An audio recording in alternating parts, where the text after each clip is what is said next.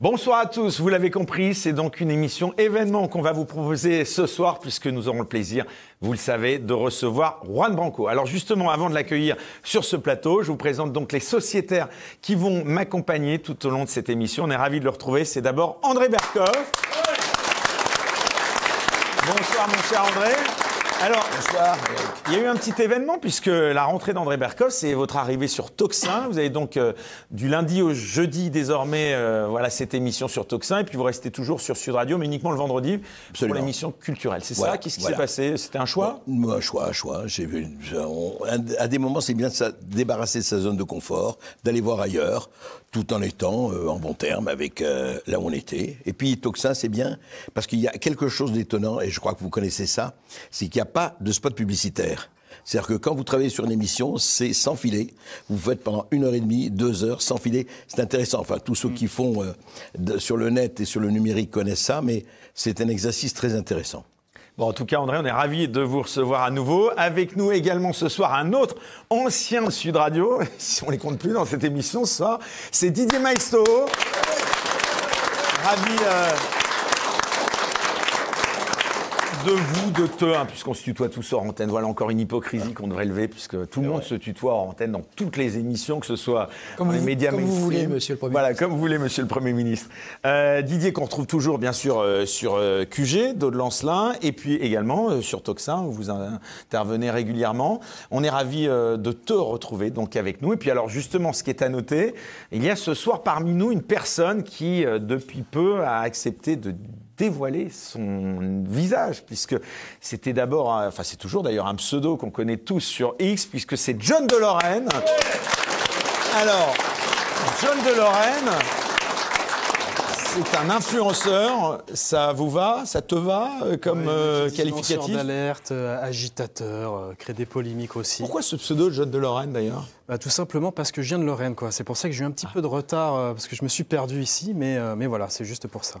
Bon, en tout cas, on est ravis de te recevoir puisque donc tu as décidé cette fois, voilà, je le disais, d'être à visage découvert. Et puis alors, il y a un autre influenceur. Bon, lui, on le présente plus parce qu'il est dévoilé depuis longtemps. C'est Greg Tabibian. Salut mon Greg. On est ravis, comme à chaque fois, de te recevoir. Alors, vous l'avez compris, dans un instant, on va donc recevoir cet invité exceptionnel. C'est une exclusivité donc accordée à TVL, puisqu'il a refusé toutes ses interventions dans les médias, puisqu'il vient d'être suspendu en sa qualité d'avocat. Je vais vous faire agir. Mais alors avant qu'il intervienne, puisqu'il est dans les coulisses en ce moment, j'aimerais vous demander à tous ce que vous pensez d'abord de Juan Branco, justement, puisque c'est quelqu'un qui ne laisse pas indifférent. Soit on l'aime, soit on le déteste. Peut-être Didier, d'ailleurs, pour commencer. Tu l'as connu à l'époque de Sud Radio, des Gilets jaunes aussi, plus Juan, bon, on est amis, quoi, donc c'est un peu difficile d'en parler de façon objective. On s'est rencontrés pour les Gilets jaunes, pendant les Gilets jaunes. On l'a interviewé avec André à la radio. Je crois que c'était ses premières radios. Et puis, on s'est retrouvés tous les samedis à filmer les actes des Gilets jaunes, à essayer de faire nation. Et on continue, on essaie de le faire aujourd'hui dans un pays qui est complètement abîmé depuis. Quand on voit le prix de l'essence et surtout la qualité des relations entre les gens, où tout le monde se regarde en chien de faïence, c'est vrai que M. Macron, en 8 ans, il aura tout détruit. Et qu'on faisait les gens manifester parce que le litre d'essence était à 1,50 €. Si on regardait aujourd'hui l'état de la démocratie, le pouvoir d'achat, et ce qui reste du vivre ensemble et de la nation, c'est les Gilets jaunes. Disons qu'on a sympathisé, on est devenus amis, on a le même éditeur, on a fait beaucoup de choses ensemble. Et puis voilà, Et sur ce qu'il subit, là, j'aimerais plus particulièrement vous entendre là-dessus. Ça vous surprend, ça vous choque? Non, ça me surprend pas. On est quand même, je dirais pas qu'on est dans une dictature, mais on est, comme on le dit souvent, dans une démocrature. C'est-à-dire que plus rien ne doit dépasser. Et le problème de la Macronie, c'est la prime à la médiocrité. C'est-à-dire tout le monde pareil. Voilà, il ne faut pas avoir d'idées originales, il ne faut surtout pas parler de la France, surtout pas parler de la souveraineté de notre pays. Donc voilà, ils sont dans des mythes qui sont ni fondateurs ni rassembleurs, l'Europe, l'Union européenne, et puis ils s'inventent des ennemis. Vous voyez, en France, en Allemagne, au Royaume-Uni, vous avez un peu les mêmes difficultés, des pays désindustrialisés qui ne savent plus où ils en sont, des leaders complètement controversés qui sont entre 15 et 20%, même pas 18% d'opinion favorable. Donc il faut se fabriquer un ennemi. L'ennemi, c'est d'abord l'ennemi intérieur, c'est le peuple. Et moi, je pense que nous-mêmes, à contrario, nous sommes la 5e colonne, c'est la classe politique et médiatique, parce que la classe médiatique étant une sous-classe politique, nous sommes occupés de l'intérieur. Et avec Juan et quelques autres, nous avons lutté pour essayer de débloquer cette situation. Et donc, ce qui lui est fait, évidemment, est ignomineux. Et les ordres, juste pour finir, les ordres professionnels sont issus du Moyen-Âge, c'est les corporations. Et il faudrait en finir avec ça, parce que ces gens-là font régner la terreur. Hein. Et donc, la terreur, je croyais que c'était fini, moi. André Berkoff, Juan Branco, vous avez l'occasion de le recevoir. Je ne le connais pas bien, mais je l'ai reçu à plusieurs reprises, effectivement. Vous savez, ce qui est intéressant... Qu'est-ce que tu attends de cette émission, par exemple ? Moi, j'attends de rencontrer quelqu'un qui... il y en a quelques-uns, heureusement, et ça s'appelle le sel de la terre. Alors, quand il y a trop de sel dans son plat, c'est un peu embêtant, mais quand il n'y en a pas, c'est encore plus embêtant. On est dans un univers normé. Vous savez, ce matin, j'écoutais un ostréiculteur. Ostréiculteurs, pourquoi j'en parle ? Parce que maintenant, on leur donne des normes. Dans les petits chalands de 12 mètres, on leur dit il faut avoir 2 toilettes, une pour les hommes, une pour les femmes. On est dans la normativité totale. Branco, ça fait partie de ces gens qui prennent les chemins de traverse, qui est provocateur, qui effectivement, il y en a eu d'autres. Hein. On aime, on n'aime pas, Jacques Vergès et puis beaucoup d'autres. Je parle des avocats. Et c'est bien qu'il y ait des gens, vous savez, ce qu'on appelle les chats qui s'en vont tout seuls. Alors, il est rejoint quelque part, et puis quelque part, il continue tout seul. Mais il est ce que j'appelle les gens qui donnent un coup de pied dans la jambe droite de la société, qui vont effectivement, et qui subissent, mais ça, c'est pas nouveau, hein, qui subissent les contre-coups et que ce soit de la censure et tout ça, ça fait partie du jeu. Non, mais ce qui lui arrive là, ça t'indigne ? Tu trouves qu'il s'est peut-être envoyé dans certaines causes ? Ça m'indigne pas parce que c'est pas le premier. À un moment donné, il y a cet ordre qui veut quoi ? Regardez ce qui se passe aujourd'hui sur les réseaux. Et ça concerne ici TV Liberté et les autres. À un moment donné, on dit attendez les gars, tu parles de sujets aussi très très sulfureux parfois. Oui, absolument. Énormes critiques et des pressions, etc. Ce qui est intéressant aujourd'hui, on n'est pas, et tu veux bien le dire, on n'est pas en dictature comme ça, ce que disait Didier, mais il y a effectivement une côté corénordisation, c'est-à-dire une liberté de plus en plus surveillée et attention, c'est des courses de haies. Oui, vous pouvez parler, mais jusqu'à là. Et après, vous ne pouvez plus parler. Regardez Ursula von der Leyen, la Digital Service Action, etc. Macron qui a réuni ce matin toute une équipe pour dire attention, les réseaux sociaux, il serait temps de les surveiller. C'est-à-dire que tout ce qui échappe au contrôle devient quelque chose de sulfureux. Branco fait partie de ces gens-là. Greg ? Juan, je l'ai reçu dans le cadre d'une émission. C'est la première fois que je le rencontrais, une émission qui a très bien marché, parce qu'on arrive au million là de vues. Et c'est quelqu'un qui m'a vraiment surpris par sa capacité à rentrer très facilement dans le jeu de la discussion assez libre et en plus on sortait tous les deux d'une rupture affective à ce moment-là et on a eu plusieurs fous rires pendant l'émission parce qu'on se renvoyait à ce truc-là. C'est vraiment une très très belle rencontre humaine et j'aurais juste dire un tout petit mot, si c'est possible, par rapport à tout ce qu'on disait sur la liberté. C'est un peu passé inaperçu médiatiquement, mais le 20 novembre prochain rentrera en application une directive européenne qui date de novembre 2023 et dont on ne parle pas en ce moment dans les médias. À partir du 20 novembre prochain, les découverts bancaires seront automatiquement considérés comme des crédits à la consommation en France. C'est-à-dire que si vous êtes comme 35% des Français à découvert de plus de 200 € tous les mois, votre banque, vous devrez lui demander l'autorisation pour chacune des dépenses que vous effectuerez à partir de 200 € de découvert. Voilà, c'était juste s'il était besoin d'avoir une preuve supplémentaire de là où on se dirige. Et c'est encore une fois une directive européenne. Et si vous dépensez 1 000 €, l'administration fiscale sera au courant. Plus de 1 000 €, voilà, non, ça avance. Ouais. Allez, John de Lorraine, avant d'accueillir Juan Branco qui est là dans les coulisses, qu'est-ce que tu attends de cette émission et qu'est-ce que tu penses de Juan Branco ? Moi, Juan Branco, je le suivais comme beaucoup de gens de très loin. Ce qu'il faisait pendant les Gilets jaunes, ce qu'il a fait tout au long de sa vie, et on a vu qu'à chaque fois, il était vraiment très attaquant avec la Macronie. Moi, c'est ce que j'ai beaucoup apprécié, même sur des aspects politiques, je ne suis pas d'accord avec lui. J'ai une anecdote par rapport à ça. C'est surtout, je ne sais pas si tu te rappelles, c'était en 2022, on était au second tour de la présidentielle. J'avais ressorti cette vidéo de Juan Branco qui parlait de François Ruffin et la rencontre avec Emmanuel Macron pour les employés des Copla. Ça avait fait un scandale. À l'époque, ça avait duré 2-3 jours. Aujourd'hui, un buzz, c'est une demi-matinée. Oui, on peut les réactiver, les buzz. Il suffit de mettre John de Lorraine sur X, Ruffin, et je pense que ça repart. Je ne sais pas si c'est une bonne idée. Mais en fait, on s'était rendu compte qu'il y avait eu il lui avait fait la courte échelle. Macron et Ruffin s'étaient alliés à ce moment-là pour mettre en avant ses employés. Et ça avait fait un gros débunkage à l'époque. Ils avaient attaqué Rouen encore une fois. Ils avaient fait un espèce de débunk en disant que Macron n'était pas président et Ruffin n'était pas encore député. Mais à la fin, c'est ce qu'ils étaient devenus.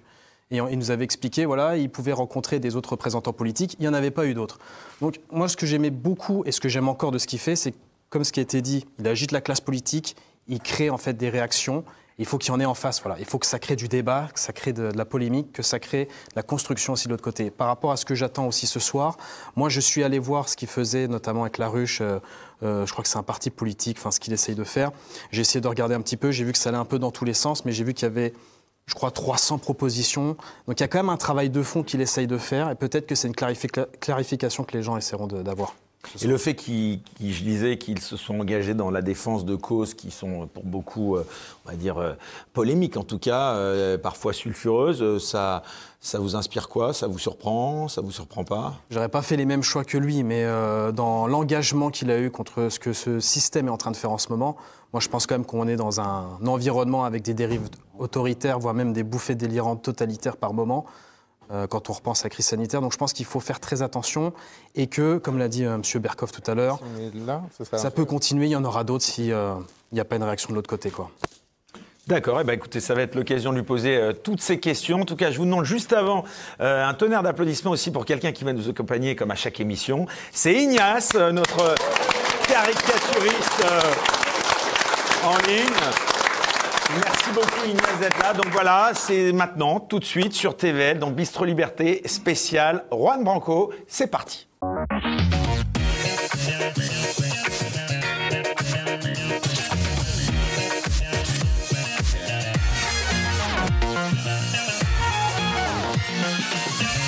Bienvenue à Bistro Liberté, le débat libre et non conformiste. Pour cet épisode, l'invité spécial d'Éric Morillo est un activiste politique et un ténor du barreau. Il a un CV impressionnant. Passé par Sciences Po Paris, la Sorbonne et l'École normale supérieure, il obtient 4 masters et un doctorat en droit. Il a travaillé pour l'université de Yale aux États-Unis, à l'Institut Max Planck au Luxembourg, à l'université Sapienza à Rome, mais aussi au ministère des Affaires étrangères et à la Cour pénale internationale aux côtés du procureur. Il devient à 24 ans l'un des plus proches conseillers de Wikileaks et de Julian Assange. Il participe au mouvement des Gilets jaunes et défend en justice des figures du mouvement, dont Maxime Nicole. Il est l'auteur du best-seller Crépuscule, vendu à 200 000 exemplaires, mais également de La République ne vous appartient pas, Abattre l'ennemi, 13 pillards, Petit précis de la Macronie, Coup d'État et le dernier, Hanouna. Fils d'un producteur de films, il a réalisé lui-même plusieurs courts-métrages et sort cette année un long-métrage sur Gilles de Rais, le frère d'armes de Jeanne d'Arc, qui était aussi un serial killer condamné au bûcher et qui inspirera le personnage de Barbe Bleue. Politiquement, il est indéfinissable et n'entre pas dans les schémas classiques. Il a été proche de Villepin, des Verts et candidat LFI, extrême gauche, populiste, complotiste, provocateur, toutes les étiquettes que les médias du système lui collent obscurcissent la réalité d'un personnage complexe et riche à la fois. À Bistro Liberté, ce qu'on aime chez lui, c'est son parler cash, sans détour, qui nous force à réfléchir et remettre en cause certaines idées reçues. Cet homme talentueux et radical voue une détestation à la Macronie et défendra même Damien Tarel, connu pour avoir giflé le président de la République.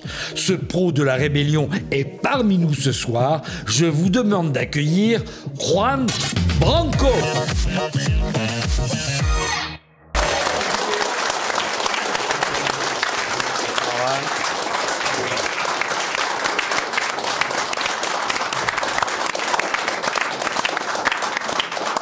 Bonsoir Juan Branco, Bonsoir. C'est un plaisir de vous retrouver, comme à chaque fois. C'est donc une soirée, je le disais, événement que on va vous proposer ce soir puisque c'est une interview exclusive. Je crois que c'est une des plus attendues de ces derniers jours, en tout cas sur Internet notamment. Je vous demande d'applaudir très fort aussi le public très nombreux qui est venu ce soir.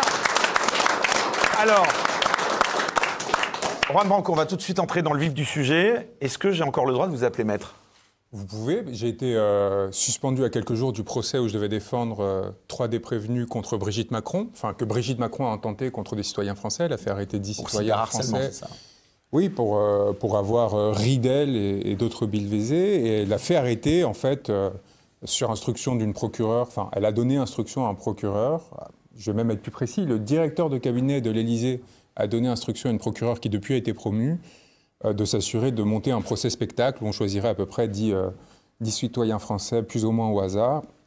On en faucherait un en passant. Et vous étiez l'avocat de Zoé Sagan, c'est ça ? Zoé Sagan et de plusieurs autres. En réalité, j'avais été désigné par 5 d'entre eux au départ sur les 10, ce qui est quand même incroyable parce qu'ils l'ont vraiment fait pour une grande partie au hasard. Mais je pense que j'ai été assez identifié comme déjà ayant remporté des victoires judiciaires contre le couple Macron à plusieurs reprises et contre les hiérarques de notre régime. Et c'est par ailleurs sur le fondement de la loi Schiappa, sur le cyberharcèlement, comme vous le disiez, qui est une loi contre laquelle je me suis battu depuis le début, parce qu'elle fait exception à ce principe républicain qu'on avait, qui était de ne pas enfermer des gens du fait de leurs écrits, qui était une sorte de rupture de la République avec la tradition des lettres de cachet, qui a donné la loi de 1880 sur la presse, bon, qu'importe. Et là, depuis 2018, on l'utilise, en fait, les plus puissants les utilisent pour intimider, essayer de réguler l'expression publique. Et le parquet de Paris se prête avec une grande joie à ces manœuvres. Et donc Brigitte Macron l'a utilisée, alors que quand même c'est une loi qu'on a fait adopter au départ pour protéger théoriquement les adolescentes en difficulté dans les cours d'école. Et, enfin, c'était vous estimez que vous êtes victime d'une persécution politique ? Non, je pense que je ne suis pas victime. C'est eux qui sont victimes de leur malfaçon et qui sont en train de s'effondrer. Nous, on est très très très bien partis là pour...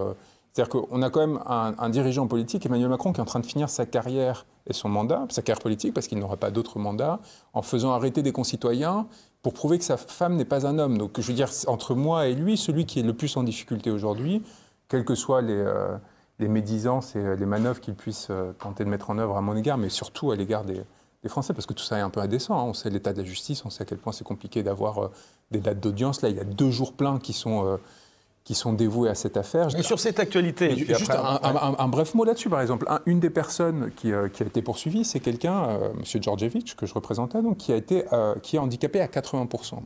Donc, c'est-à-dire qu'il a eu du mal à aller ouvrir la porte aux gendarmes qui ont toqué à sa porte pour le faire arrêter et le placer en garde à vue à cause de 3 blagues sur Brigitte Macron. Les gendarmes, qui sont des gens un peu raisonnables, donc c'est quelqu'un qui était à la ZE, enfin à la DAS à l'époque, qui est d'origine yougoslave, donc qui a vraiment un parcours difficile, se retrouve dans une situation un peu gênante. Les gendarmes, qui sont des gens normaux, rappellent le parquet de Paris, parce que c'est Paris qui dirige ça au niveau national. Ils font arrêter un peu des gens partout en France.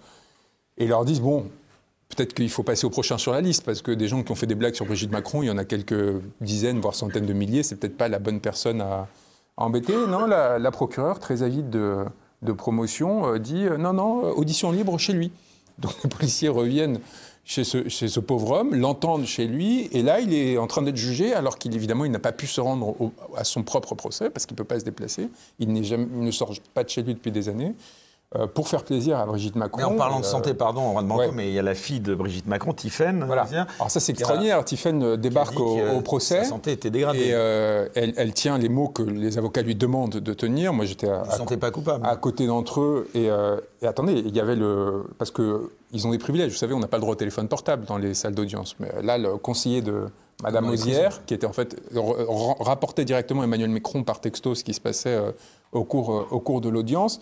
Et Tiphaine a répété le texte que les avocats lui ont fait dire, parce que dans le texte de la loi Schiappa, il faut textuellement invoquer une dégradation des conditions de vie. Donc elle a répété littéralement le texte de loi pour essayer de prendre la parole au nom de sa mère qui n'avait pas daigné se déplacer, et on a eu droit à la dépêche AFP dans la minute de sa sortie. En fait, tout ça a été fait non pas pour la procédure, mais pour, évidemment, créer du spectacle, alors même qu'ils se plaignent du spectacle. Et en réalité, ce à quoi on assiste avec Brigitte Macron depuis le début, on le sait très bien, c'est le mensonge sur sa relation avec Emmanuel Macron, sur l'âge de leur rencontre, 14-39 ans, il faut le rappeler, alors que ça nous avait été vendu différemment via Mimi Marchand et tous ces réseaux de trafiquants d'informations, la glamourisation du couple dans la presse People, le mensonge du coup découvert des citoyens qui se sentent floués, qui cherchent à enquêter eux-mêmes, et ces citoyens, ils n'ont pas forcément les instruments de pensée et les instruments de traitement de l'information, de journalistes, et donc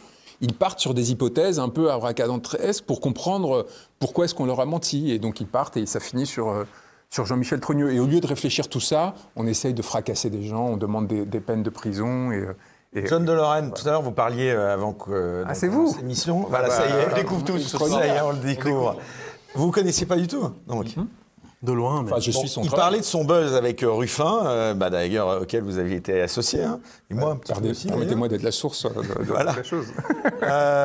Est-ce que on pourrait pas penser justement que quelque chose comme le buzz qui avait eu lieu sur Ruffin discrédite peut-être aussi tout ce qui se passe aujourd'hui autour de Brigitte Macron?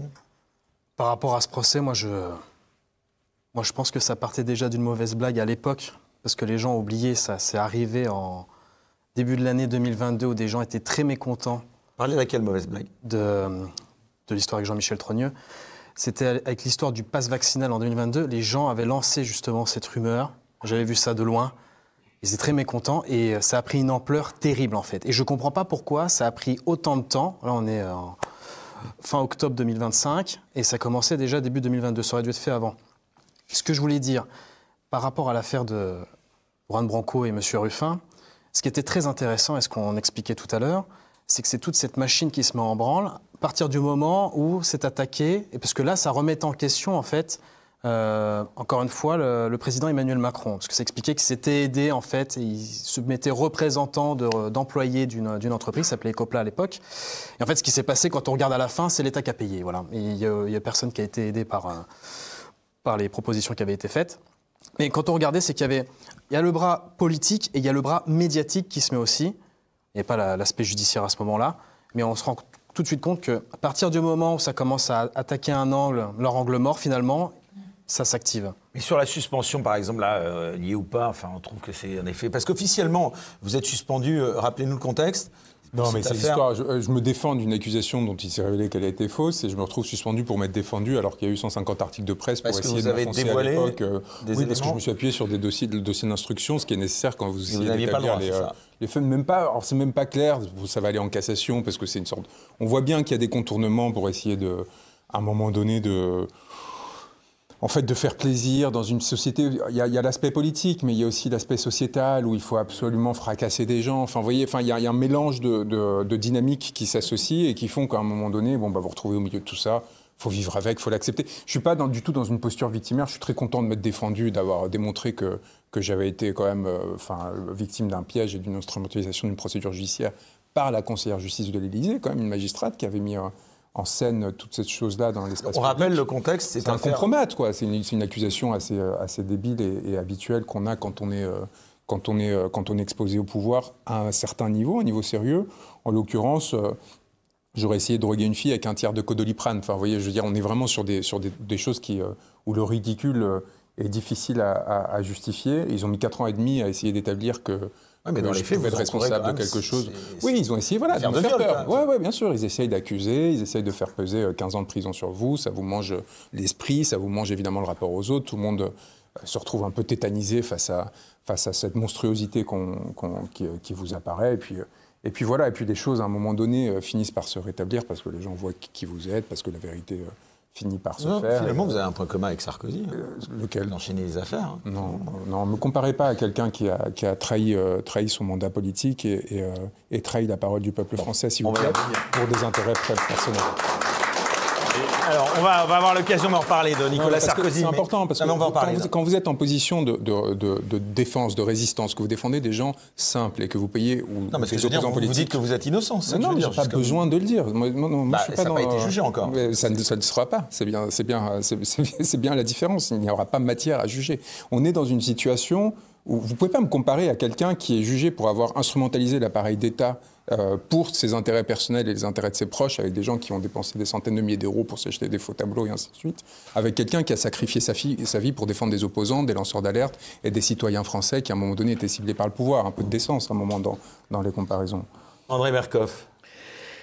Non, je crois que, en fait, que Juan Branco dévoile, et lui, et comme d'autres, c'est quand même, parce qu'il y a quelque chose d'extraordinaire dans ce que vous parlez, les gens que vous défendez.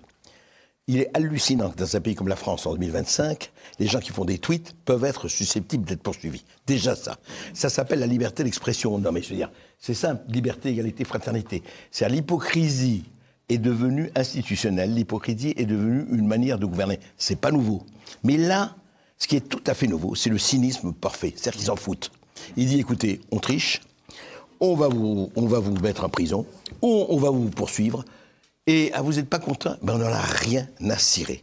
Et c'est ça qui est grave. C'est pour ça qu'il faut vraiment des contre-pouvoirs. Parce que ce qu'il y a de nouveau, c'est vraiment masqué. Ouais. Aujourd'hui, il y a le cynisme de faire ce qu'on a envie de faire, et vous n'êtes pas content, et bien circuler, il n'y a rien à voir. Ouais, mais donc, ça, c'est nouveau. André, toi comme moi, on ne peut pas nous accuser de ne pas donner la parole à la plupart des personnalités qui disent... Oui, mais je ne parle pas de personnalité, je parle de citoyens. Oui, mais là, je reviens moi sur la liberté d'expression. Est-ce que ça autorise potentiellement, tu t'étonnes que sur Twitter, on puisse...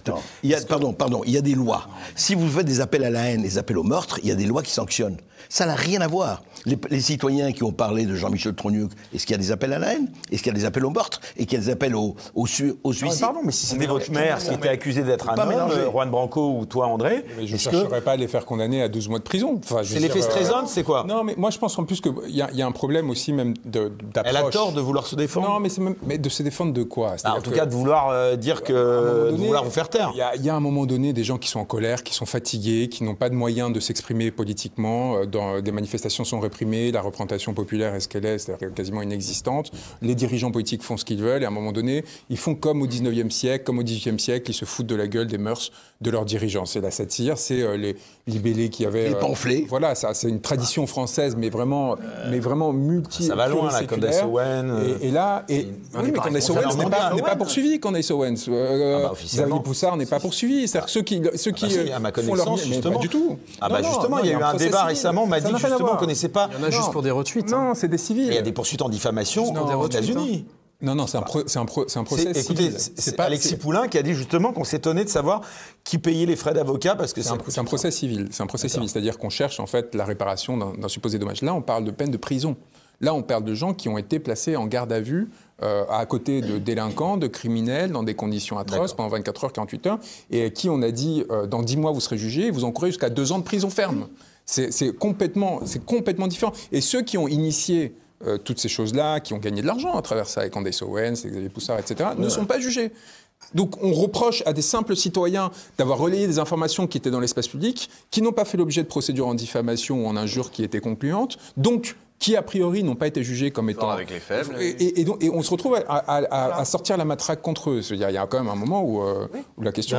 Fort avec les faibles. D'accord. Oui, bien sûr. Et puis on sait aussi que tout ça, tu parlais tout à l'heure du cynisme de la démarche. Ce qui est vraiment écœurant, c'est cette façon de reprendre des causes pour justifier Et on se fait traiter de complotiste à chaque fois qu'on le sent venir, mais c'est tellement un éléphant au milieu du couloir que ça surprend personne. On a utilisé des pauvres gamins qui se suicident au lycée pour voter une loi Schiappa alors qu'on savait dès le départ que c'était un organe de protection pour les politiques. À une époque aussi où Gabriel Attal, il y avait des trucs qui remontaient, qu'il avait fermé des yeux sur des histoires d'alerte d'un gamin qui a fini suicidé, tout ça. On savait que cette loi Schiappa allait être un truc pour protéger le clan Macron et la Macronie. Et on sait aussi que ce procès-là est un prélude au grand débat national que veut notre président Roy sur le risque pour la démocratie des réseaux sociaux, là, le truc qu'il nous annonce depuis 3 jours. Donc on va faire tremplin, on va utiliser les gosses qui se suicident pour le procès, puis on va utiliser le procès pour nous voter d'ici quelques semaines des trucs qui vont être... Non mais pardon, mais ça vous pose pas la question principale, c'est de savoir si à la base, le fond de l'affaire, c'est de savoir si c'est une info ou si c'est un... Et le fond de l'affaire, c'est qu'on a un président qui est haï par 80% de la population, qui s'accroche sur le fait truc comme un hochet et qui veut essayer de faire croire qu'il a des muscles comme sur ces trucs de Photoshop. Par exemple, alors Didier, toi, tu penses que Brigitte Macron est un homme, par exemple? Je ne pense rien et ça ne m'intéresse pas.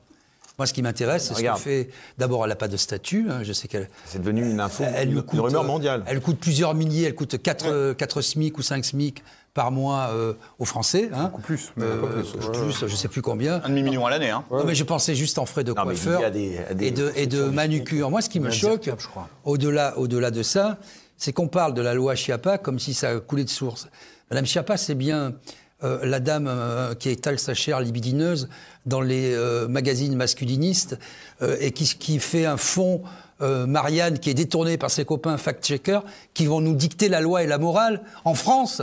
Et c'est au nom de cette dame qu'on doit se soumettre, au nom d'une pseudo-moraline. Mais c'est une honte. Voilà, c'est tout ce que j'ai à dire. Il vient depuis 2 jours sur les plateaux nous expliquer qu'elle s'est foutue de notre gueule. Il y avait juste une question que je voulais poser à Juan Branco, parce que alors, du coup, je ne connais pas assez du point de vue légal, mais j'ai été très surpris l'autre jour de voir, dans un article, mentionner le directeur de cabinet de Brigitte Macron. Ouais. Comment ça, le directeur de cabinet? Elle a des... elle n'est pas ministre. La République française paye des conseillers et un cabinet entier à Brigitte Macron, au-delà du service qui lui est fait en permanence. Et j'imagine qu'elle profite aussi des coiffeurs et ainsi de suite de l'Élysée pour assurer ce qu'il considérait être ses responsabilités et ses tâches, qui consisterait en gros à répondre aux courriers qu'elle reçoit quotidiennement. Donc elle a en fait tout un système, toute une cour autour d'elle, c'est ce qu'on appelle l'aile madame à l'Élysée, qui lui permet en réalité de jouer un rôle politique de premier plan. C'est pas quelque chose de nouveau, les autres avant ont eu la même chose, ils avaient des directeurs, des DIRCAB. Je ne pense pas que c'était formalisé de cette façon, non. D'ailleurs, il n'y avait pas vraiment de première dame sous François Hollande. Et il y avait, en fait, il y a eu à un moment donné cette formalisation qui s'est mise en œuvre, mais en réalité, on a tous, je ne vais pas répéter l'exemple de Madame de Gaulle qui payait chacune de ses factures personnelles. Enfin, tout le monde est au courant de cette évolution qu'il y a eu au sein de la République française avec une appropriation des moyens de l'État. Mais là c'est différent parce que là, on a quand même quelqu'un qui joue un rôle politique majeur, qui décide du sort d'un certain nombre de ministres, qui joue des rôles majeurs dans l'adoption de lois qu'ensuite elle va utiliser pour défendre ses intérêts. Qui a eu beaucoup de décisions sur des grands événements, sur les JO, sur tout ça, sur des organisations, des choses. Et qui n'est responsable de rien devant personne. Et qui n'a aucun statut légal. Voilà. Il faut quand même le rappeler. Dans la Constitution, dans les françaises et dans nos institutions, il n'y a pas de poste de première dame. Non mais juste un mot. Il y a quand même le vrai problème.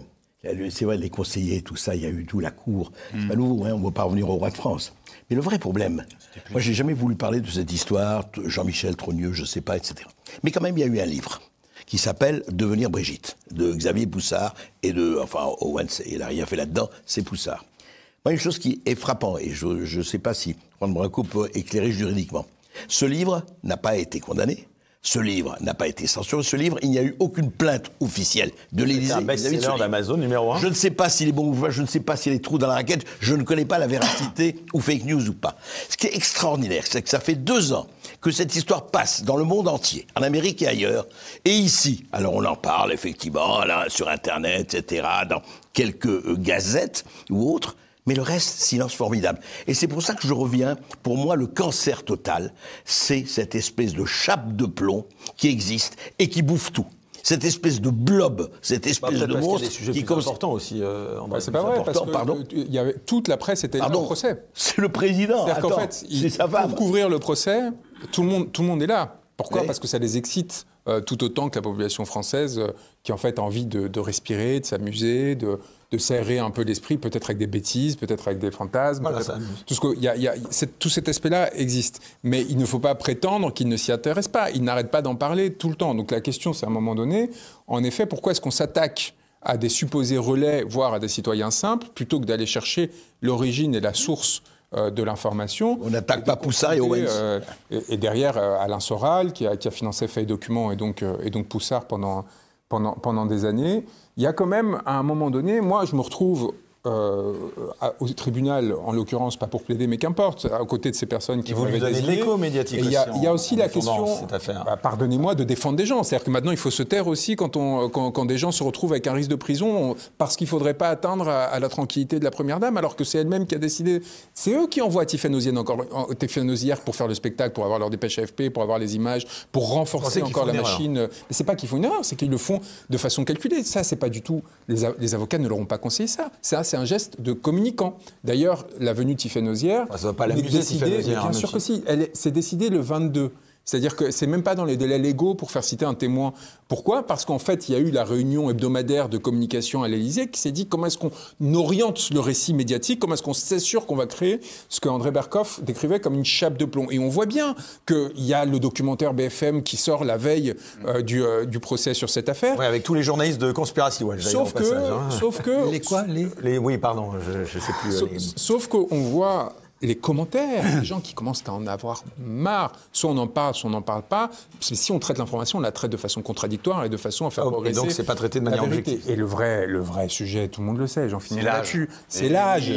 C'est pourquoi est-ce que Brigitte Macron surréagit à une rumeur qui a frappé toutes les femmes de grandes personnalités politiques. Parce que le vrai truc derrière, c'est l'âge. C'est parce qu'il y a une gêne sur l'intimité. Sur le fait et parce qu'il avait 14. Ils ont essayé de cacher ça avec Mimi Marchand, avec toute cette campagne de propagande, au lieu d'assumer, parce qu'ils avaient peur du jugement que les Français porteraient sur eux. Et ils sont, avec ce petit truc honteux qui leur est resté, et ils sont prêts à fracasser des citoyens français plutôt que de se confronter à cette réalité, c'est qu'il avait 14 ans et qu'en effet, les Français savent ce que c'est un enfant de 14 ans et à quel point ça peut être gênant de savoir qu'il peut avoir une histoire qui commence avec une femme de 39 ans. On juge, on ne juge pas, mais en tout cas, il y a toute cette diversion aussi permet de ne pas mettre dans l'espace public cette question qui est devenue une question politique parce qu'ils ont décidé de la rendre politique, parce qu'ils ont décidé de la mettre dans l'espace public qui autrement ne nous aurait pas intéressés. C'est aussi simple que ça. Sachant que durant tout le premier mandat, ils nous ont vendu le fait qu'il avait 16 ans.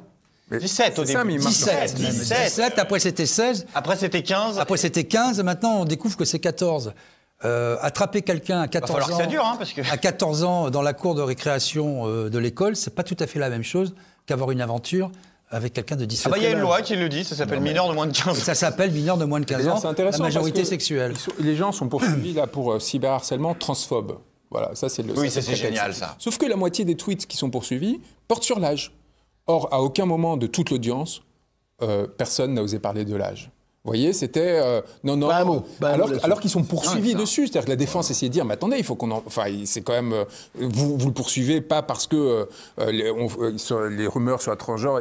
Non, le président refusait d'instruire et de parler. Pourquoi ? Parce que c'est gênant en réalité, parce qu'on aimerait ne pas avoir à en parler, mais que... Macron ayant décidé de le mettre sur le devant de la scène et étant les monarques ou se pensant les monarques qui sont, on se retrouve là comme est-ce qu'on en parle, est-ce qu'on n'en parle pas, est-ce qu'on peut passer à autre chose ? Bah non, parce qu'on se retrouve au tribunal à cause de ça. C'est quand même une situation... À propos de l'âge, une anecdote quand même, juste un mot. En même temps, je ne sais pas si c'était avant votre livre sur Macron, le premier je parle. Il y a eu quelqu'un, un ancien directeur des programmes du service public de France 2. Bien sûr. Stermelen, c'est lui qui le premier pointe cette information. Et qui dit the making, comment on a fabriqué Emmanuel Macron. Et lui, il parle du 14-40. Oui, eh bien, il n'a pas trouvé d'éditeur en France, il a dû le publier en Suisse ou en Belgique, je ne sais plus. L'ancien directeur... Eric Stermelen, oui. Opération Macron. Opération Macron. Et il a parlé, il disait 14 ans, 39 ans. Et il n'a pas trouvé un éditeur qui a accepté de le publier. Et ça n'a jamais été contredit. Non, ça n'a jamais été contredit. Et même au procès, à un moment donné, quand même, à force de pousser, la seule chose que l'avocat a pu dire, c'est « Mais qu'est-ce que vous en savez si ce sont embrassé, ils ont un rapport sexuel à ce moment-là, au moment de leur rencontre. Et ce qui lui a été répondu, écoutez... Dans les deux cas, c'est pas légal. Non, mais évidemment que l'on n'était pas là, mais ce que l'on sait, c'est que, et ce qui est écrit dans les biographies officielles qui ont fini par paraître, c'est que M. Macron, à 14 ans, allait au domicile de Brigitte Macron déjà. Voilà, donc on est dans une situation... faire ses devoirs.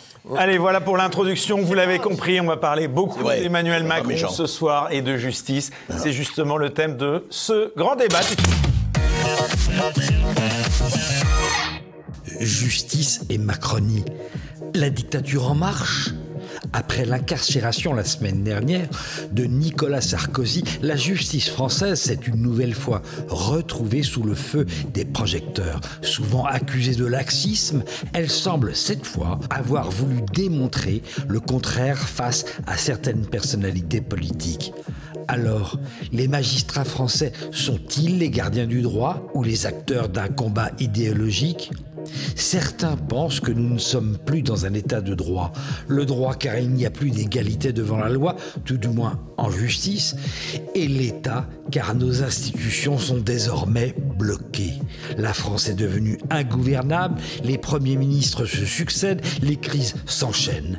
Et depuis son palais de l'Élysée, Emmanuel Macron ne semble pas bronché malgré les appels à sa démission ou même sa destitution. En ignorant à la fois le peuple et ses opposants, Emmanuel Macron est-il en train de passer de la République en marche à la monarchie absolue ? Voilà donc, le sujet est lancé. Donc, invité exceptionnel ce soir dans Bistro Liberté, puisque nous avons le plaisir de recevoir Juan Branco.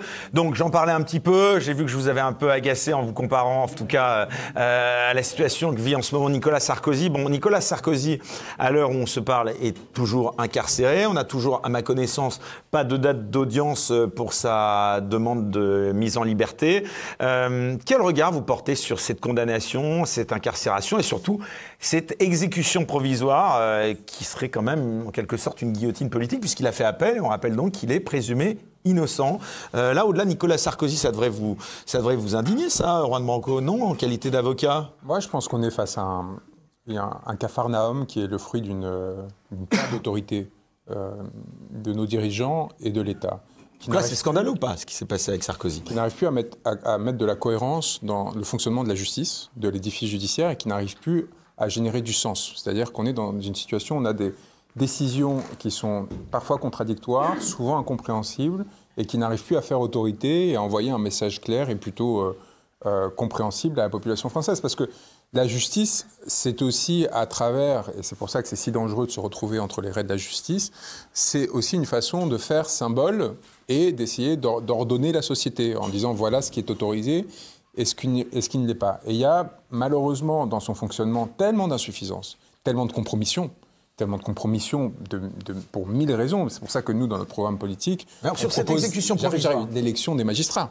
L'élection des magistrats pour qu'ils aient une légitimité à part entière. Aujourd'hui, vous passez un concours de la magistrature quand vous avez 23, 24 ans et vous n'avez aucune difficulté à faire carrière. Faire des erreurs. Mais ce n'est pas des erreurs. Parfois commettre des fautes sans être poursuivi. Dans le pire des cas, vous allez être muté. Vous allez avoir un avancement qui va être différent de celui... Et dans le meilleur des cas, ces erreurs vont profiter à certaines personnes puissantes qui vont vous permettre d'aller à la bonne direction. C'est ce qui a permis à Nicolas Sarkozy de penser qu'il pourrait acheter quelque influence auprès d'un avocat général à la Cour de cassation en recommandant sa nomination à Monaco dans le but d'avoir des informations sur l'une des affaires qu'il suivait, l'affaire Bismuth, où il a été condamné définitivement à 1 an de prison, dans mon souvenir. Donc on est dans une situation où on s'est habitué à ces manigances, à ces manipulations, et où Nicolas Sarkozy, à mon sens, s'est très mal défendu. Parce que, je vais vous expliquer pourquoi. Moi, je pense que dans cette affaire sur la Libye, qui n'a pas permis d'établir un financement de campagne, c'est quand même un point important. Voilà, quel regard vous portez sur le jugement? Il y a eu 3 des chefs d'inculpation. Sur cette affaire, Nicolas Sarkozy a beaucoup, de façon générale, ces dernières années, parlé de complot et parlé de règlement de compte qu'il viserait, mais il n'a jamais spécifié d'où proviendrait ce complot, qui en serait le responsable, qui aurait cherché à le nuire et pourquoi. De sorte qu'on se retrouve en fait avec un discours assez creux. Et moi, et pourtant, j'ai abondé en son sens, vous allez voir. Mais le public se dit, mais quoi, complot de qui, de où, c'est un retiré de la politique, on se venge, bon, bref, qu'importe. Et donc, évidemment, ces sympathisants, ils sont ils sont sensibles, mais le reste de la population regarde ça un peu étonné en se demandant qu'est-ce qui se passe. Moi, je pense qu'il aurait... C'est intéressant parce que c'est comme Marine Le Pen qui, elle aussi, est avocate, et les deux se sont très mal défendus Elle risque la paradoxalement. même chose que Nicolas Sarkozy, avec cette exécution provisoire. C'est très probable si elle n'arrive pas à faire tomber le gouvernement comme elle l'espère avant pour faire adopter une loi qui revienne sur cette exécution provisoire. Parce que c'est la porte de sortie qui essaie de se ménager. Si vous essayez de comprendre pourquoi le PS est en train de s'acoquiner à nouveau avec la Macronie, c'est parce que sachant de cela et ayant peur de perdre leurs derniers élus, ils sont prêts à faire un accord avec Macron pour empêcher la dissolution parce qu'ils savent parfaitement derrière qu'en fait l'espace sera ouvert. Retour à la maison des socialistes. Il y a un truc que j'ai pas compris juste. Comment est-ce que Marine Le Pen peut voter une loi d'amnistie? Enfin, j'ai pas grand-chose de souvenir de ma fac de droit, mais les lois elles sont pas rétroactives. Si, quand elles sont favorables aux prévenus. Bien sûr, elles ne sont pas rétroactives quand elles aggravent. Ah d'accord, mais quand elles sont favorables, c'est rétroactif. Bien sûr, ça leur permet d'être appliquées et d'être intégrées. Et donc vous vous retrouvez dans une situation où elles cherchent cette porte de sortie, mais qui est politique, parce qu'elle n'a pas su revendiquer, je reviendrai sur Sarkozy, mais Le Pen, c'était très simple. C'est-à-dire, à l'époque, elle avait un programme contre l'euro et contre l'Union européenne. Il suffisait de lui dire, mais je n'allais évidemment pas faire travailler mes assistants parlementaires pour l'Union européenne, ça aurait été une trahison de la parole que j'avais donnée à mes électeurs. Et vous, magistrats, vous n'avez pas jugé de la décision que j'ai prise à ce sujet. Le problème était réglé. Et là, elle avait une vraie légitimité populaire et politique à opposer à l'expression de la volonté populaire qu'est la loi, théoriquement, et ceux qui sont chargés de l'appliquer, les juges. C'est de la politique. Plutôt que de s'enfoncer dans une défense... qu'on voit souvent en comparution immédiate, vous voyez, du petit délinquant. Non, qui était, cette facture, c'était, en fait, il n'y avait pas la signature, ça, c'était pas, des petits arrangements comme ça, un peu médiocres, qui ne l'ont mené nulle part. Et sur Sarkozy, c'est très bien que son affaire provient de Mediapart. Sarkozy, c'est très bien que Mediapart... Vous pensez que c'est un faux, là, qui a produit Mediapart? C'est la présidente du tribunal qui pense. Dit que c'est possiblement un faux. Mediapart, mais au-delà de cet élément, Mediapart fait un travail de sape pendant des années sur la Sarkozy. Qui alimente ce travail de sape? Tout le monde le sait. Tout le monde sait que c'est l'amitié entre quelqu'un que j'estime beaucoup, Dominique de Villepin, et Edoui Plenel, qui permet à Dominique de Villepin, après son éviction politique... Qui est derrière ça? Mais c'est une évidence que c'est les réseaux d'État qui ont été accumulés par la Chiraki, qui vient de se faire humilier par Sarkozy en 2007, qui vont aider ce média naissant, à force de scoop, à se venger de Nicolas Sarkozy, qui en effet les avait... Le premier, c'est lui qui a ouvert...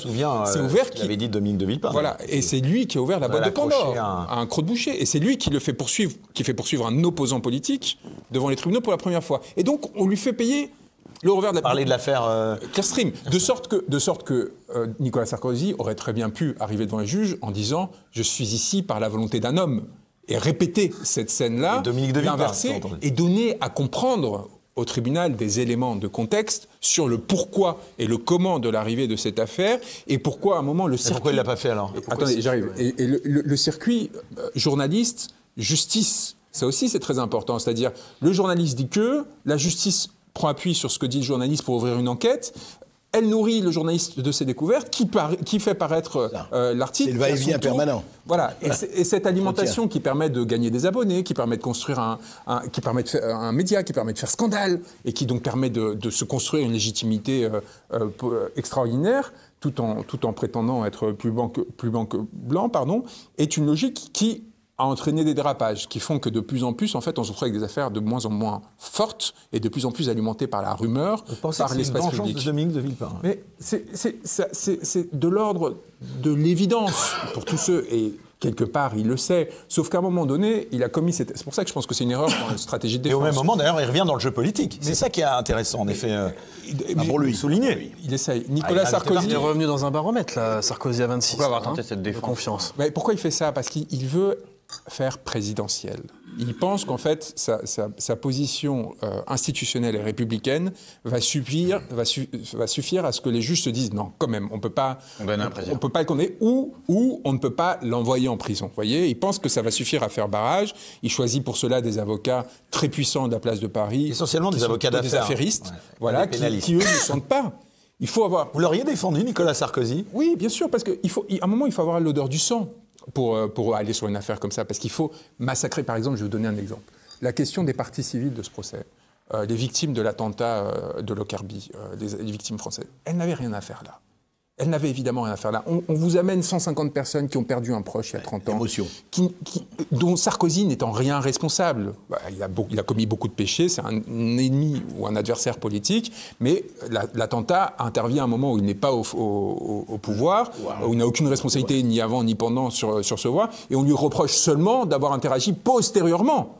Des années après, avec des personnes qui auraient été impliquées dans cette... Guillaume Hortefeux d'avoir parlé avec le D'avoir parlé avec cette personne, voilà. Avec le chef des services secrets de cet attentat. Et donc, de là, on va dramatiser l'audience en amenant une parole incontestable, qui est celle de la victime, de celui qui a perdu un proche dans cet attentat, dans un endroit où elle n'a rien à faire. Et évidemment, quand vous vous retrouvez face à ça, vous avez déjà perdu.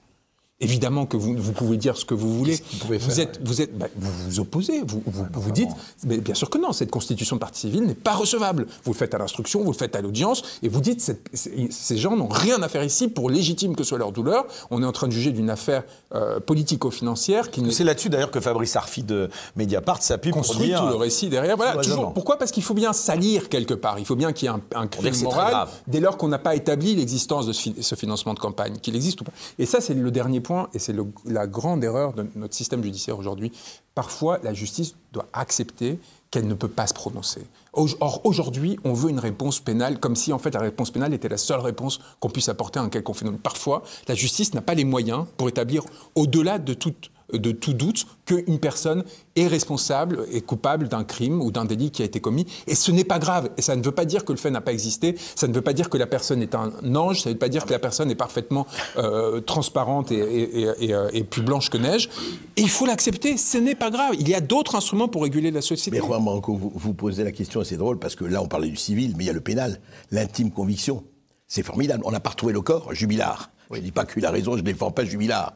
On n'a pas retrouvé le corps. On n'a aucune preuve. L'intime conviction suffit à condamner. Je scandalisais parce que j'imagine qu'il y aura des gens qui ne seront pas d'accord. Ouais. L'affaire de la petite Lola, cette femme qui n'arrivait pas à donner 3 réponses cohérentes, qui dès qu'elle rentre en prison commence à manger du plâtre et se raser le crâne, cette femme est folle.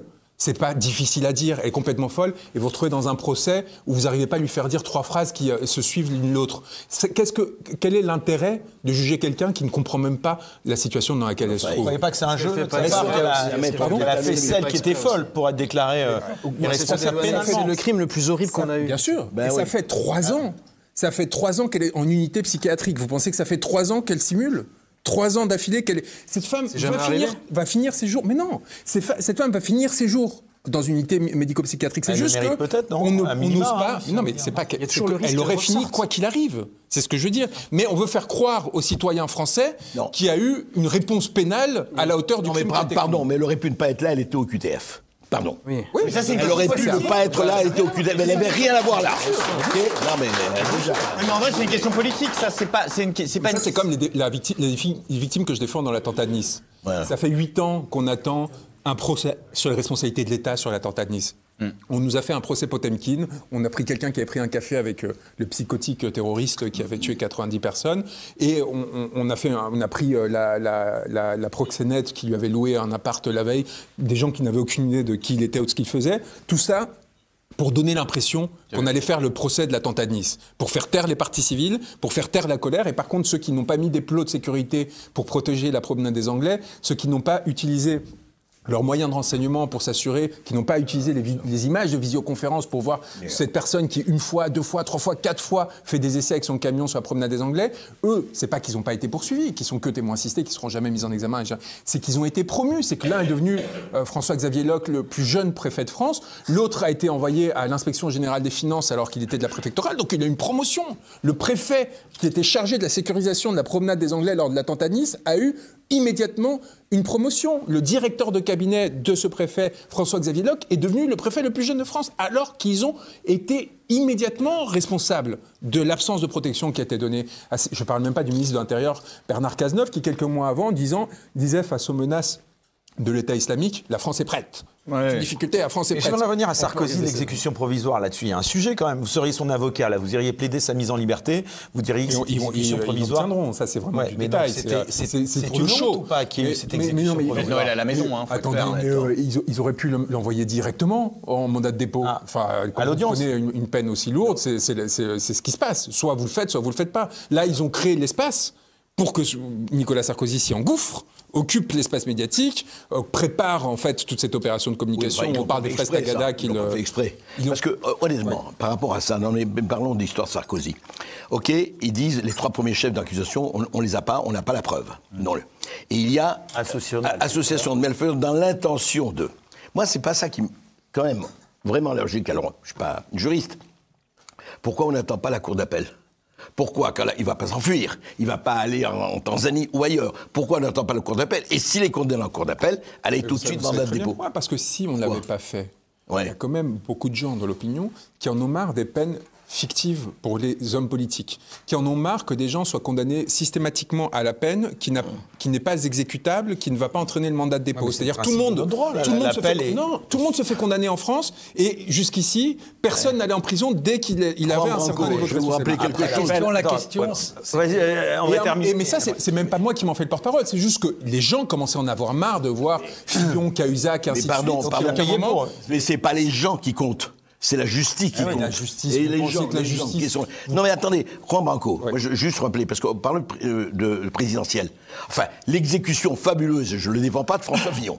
François Fillon, le parquet général, le parquet national financier, 2 heures après les révélations du calendrier enchaîné, extraordinaire, emploi fictif et les costumes. Et monsieur Berkoff, vous allez m'apprendre à moi que la justice française est politique et instrumentalisée. Mais à ce point. Mais bien plus. Vous parliez de mon compromat. Moi, j'ai envie de vous dire un truc sur mon compromat. Le média Off Investigation a révélé que ça fait 18 mois que le parquet retient un réquisitoire définitif aux fins de non-lieu. Donc, qui établit... C'est-à-dire qu'il a été rédigé par un procureur il y a 18 mois, qui disent que j'étais innocent sur une affaire qui a quand même fait les gros titres pendant 4 ans, qui fait qu'à chaque fois que je suis invité, y compris là, vous ouvrez là-dessus. Vous voyez, comme un barrage qui fait que ma parole, tout d'un coup, est quand même éteinte. Ça fait 18 mois qu'il faut maintenir l'idée que peut-être il y aurait quelque chose dans le seul but de produire cet effet politique et social sur instruction, et qui fait que cette suspension-là dont vous parliez, ces 9 mois qui m'ont empêché de défendre ces prévenus dans l'affaire Brigitte Macron, elle est sur des tweets que j'avais commis pour me défendre dans cette affaire. Cette suspension n'aurait jamais arrivé si le non-lieu était intervenu entre-temps.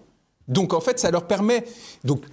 Ne me dites pas à moi c'est-à-dire l'institution judiciaire en France qui proteste des remises en cause de son indépendance, mais quelle tartufferie, mais quelle hypocrisie quand on voit qu'y compris le procureur général de la Cour de cassation aujourd'hui, Rémi Heitz, qui a justement essayé de montrer, il a fait toute sa carrière grâce à Emmanuel Macron, tous les grands postes qu'il a eu les uns après les autres, c'est à partir de 2017, parce que c'est celui qui a constitué des réseaux à Emmanuel Macron dans la magistrature qui lui manquait. Donc c'est évidemment infiltré à tous les niveaux. Sauf que quand on a été celui qui a nourri ce système, comme tous les autres politiciens, et qui à un moment donné perd le contrôle sur un instant sur celui-ci, il faut un moment...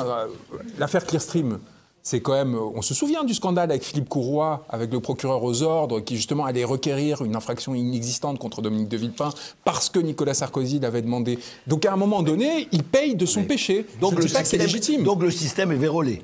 Donc il faut changer radicalement. Didier Maistre. Mais la question, c'est que tout est devenu médiatique.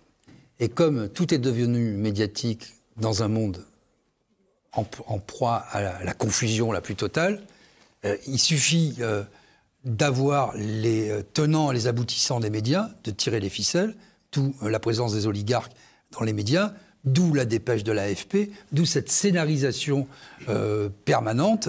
Si vous n'avez pas de repères, et que c'est dit dans le journal, si vous ouvrez le 20h, que l'AFP fait une dépêche, que la fille de Mme Macron vient plaider au tribunal dans le but juste avant le 20h, vous êtes cuit dès lors que tout est médiatique. Et comme, en plus, on est dans une société avec des réseaux, etc., qui est beaucoup axée sur l'émotion, il faut des réponses. Le peuple attend des réponses. Il veut que les gens soient condamnés. Et comme tout est mélangé, qu'il n'y a plus de sérénité, il faut absolument donner des réponses. Et Juan Branco a raison de dire que parfois la justice, elle ne sait pas. Elle n'est pas obligée de... Quand elle ne sait pas, elle ne sait pas. Quand il y a, et c'est vrai, Jubilard, c'est une bonne preuve. C'est un sale type. Il a une sale gueule. On voit qu'il n'est pas agréable, etc. Il n'y a pas le corps. Il n'a pas fait d'aveu.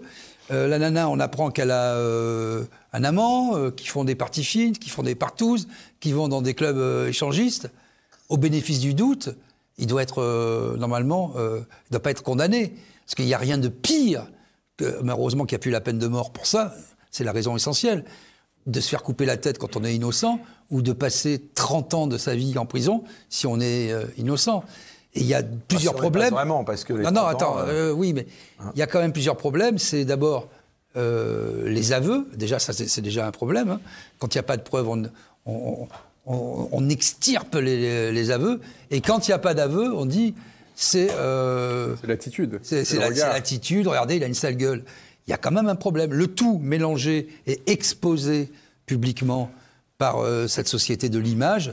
C'est marrant que tu parles de la société de l'image parce qu'il y a un autre fait aussi ces derniers jours qui a, en tout cas sur les réseaux, parce que dans les médias on n'en parle pas du tout. Je ne sais pas si vous avez vu Dieudonné, à chaque nouveau spectacle qu'il est censé faire, il y a un arrêté préfectoral qui lui interdit. Alors ça, et il y avait 30 gendarmes quand même la dernière fois. 30 gendarmes dans une non mais qu'est-ce que j'aimerais faire réagir Juan Branco là-dessus. Vas-y. Non mais ça s'explique aussi par en France, quand vous êtes fiché S, ou quand vous avez eu des problèmes de ce type-là, toujours sous la pression médiatique, cette société de l'image, on ne vous lâche plus jusqu'à la fin de vos jours. Moi, je reviens d'un voyage, j'étais avec un opposant... On peut dire en Russie, oui, d'ailleurs. Oui, bah non, mais dis-le, puisque c'est sorti, ça. Voilà, bon, dans la maison de campagne de Vladimir Poutine. Voilà. On peut le dire, on peut le dire. Tu as même croisé Vladimir Poutine, tu m'as dit. Oui, j'étais avec des selfies et tout, militant, un Camerounais, un franco-camerounais, de la Panafrique, qui lutte contre le franc CFA. Juan Branco est avocat de qui connaît bien, il s'appelle Franklin Yamsi. Bon voilà, j'ai fait mon voyage avec lui, à l'aller au retour. Il a été sans arrêt embêté, dans des gardes à vue illégales.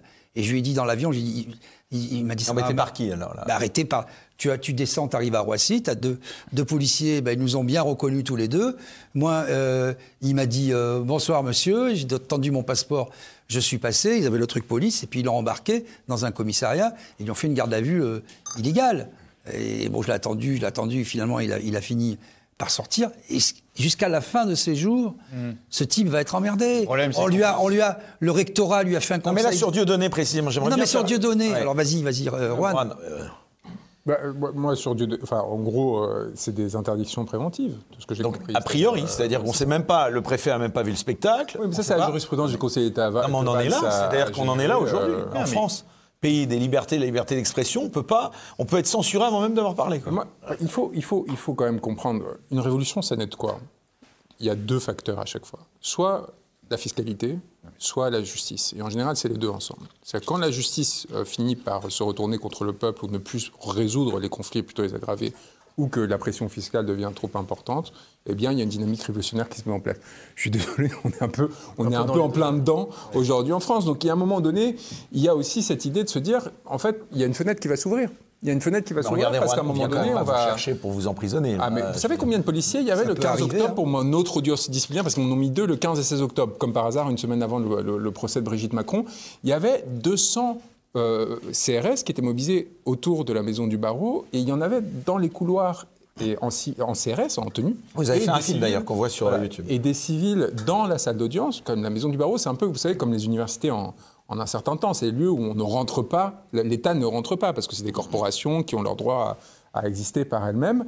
Et on était avec une mobilisation avec des HK 146, là, je sais pas quoi, là, les mitraillettes qui ont remplacé les FAMAS, et qui étaient dans une situation, en fait, où ils sentaient une forme de possibilité de préinsurrection. Pourquoi? Parce qu'en l'occurrence, c'était bien justifié.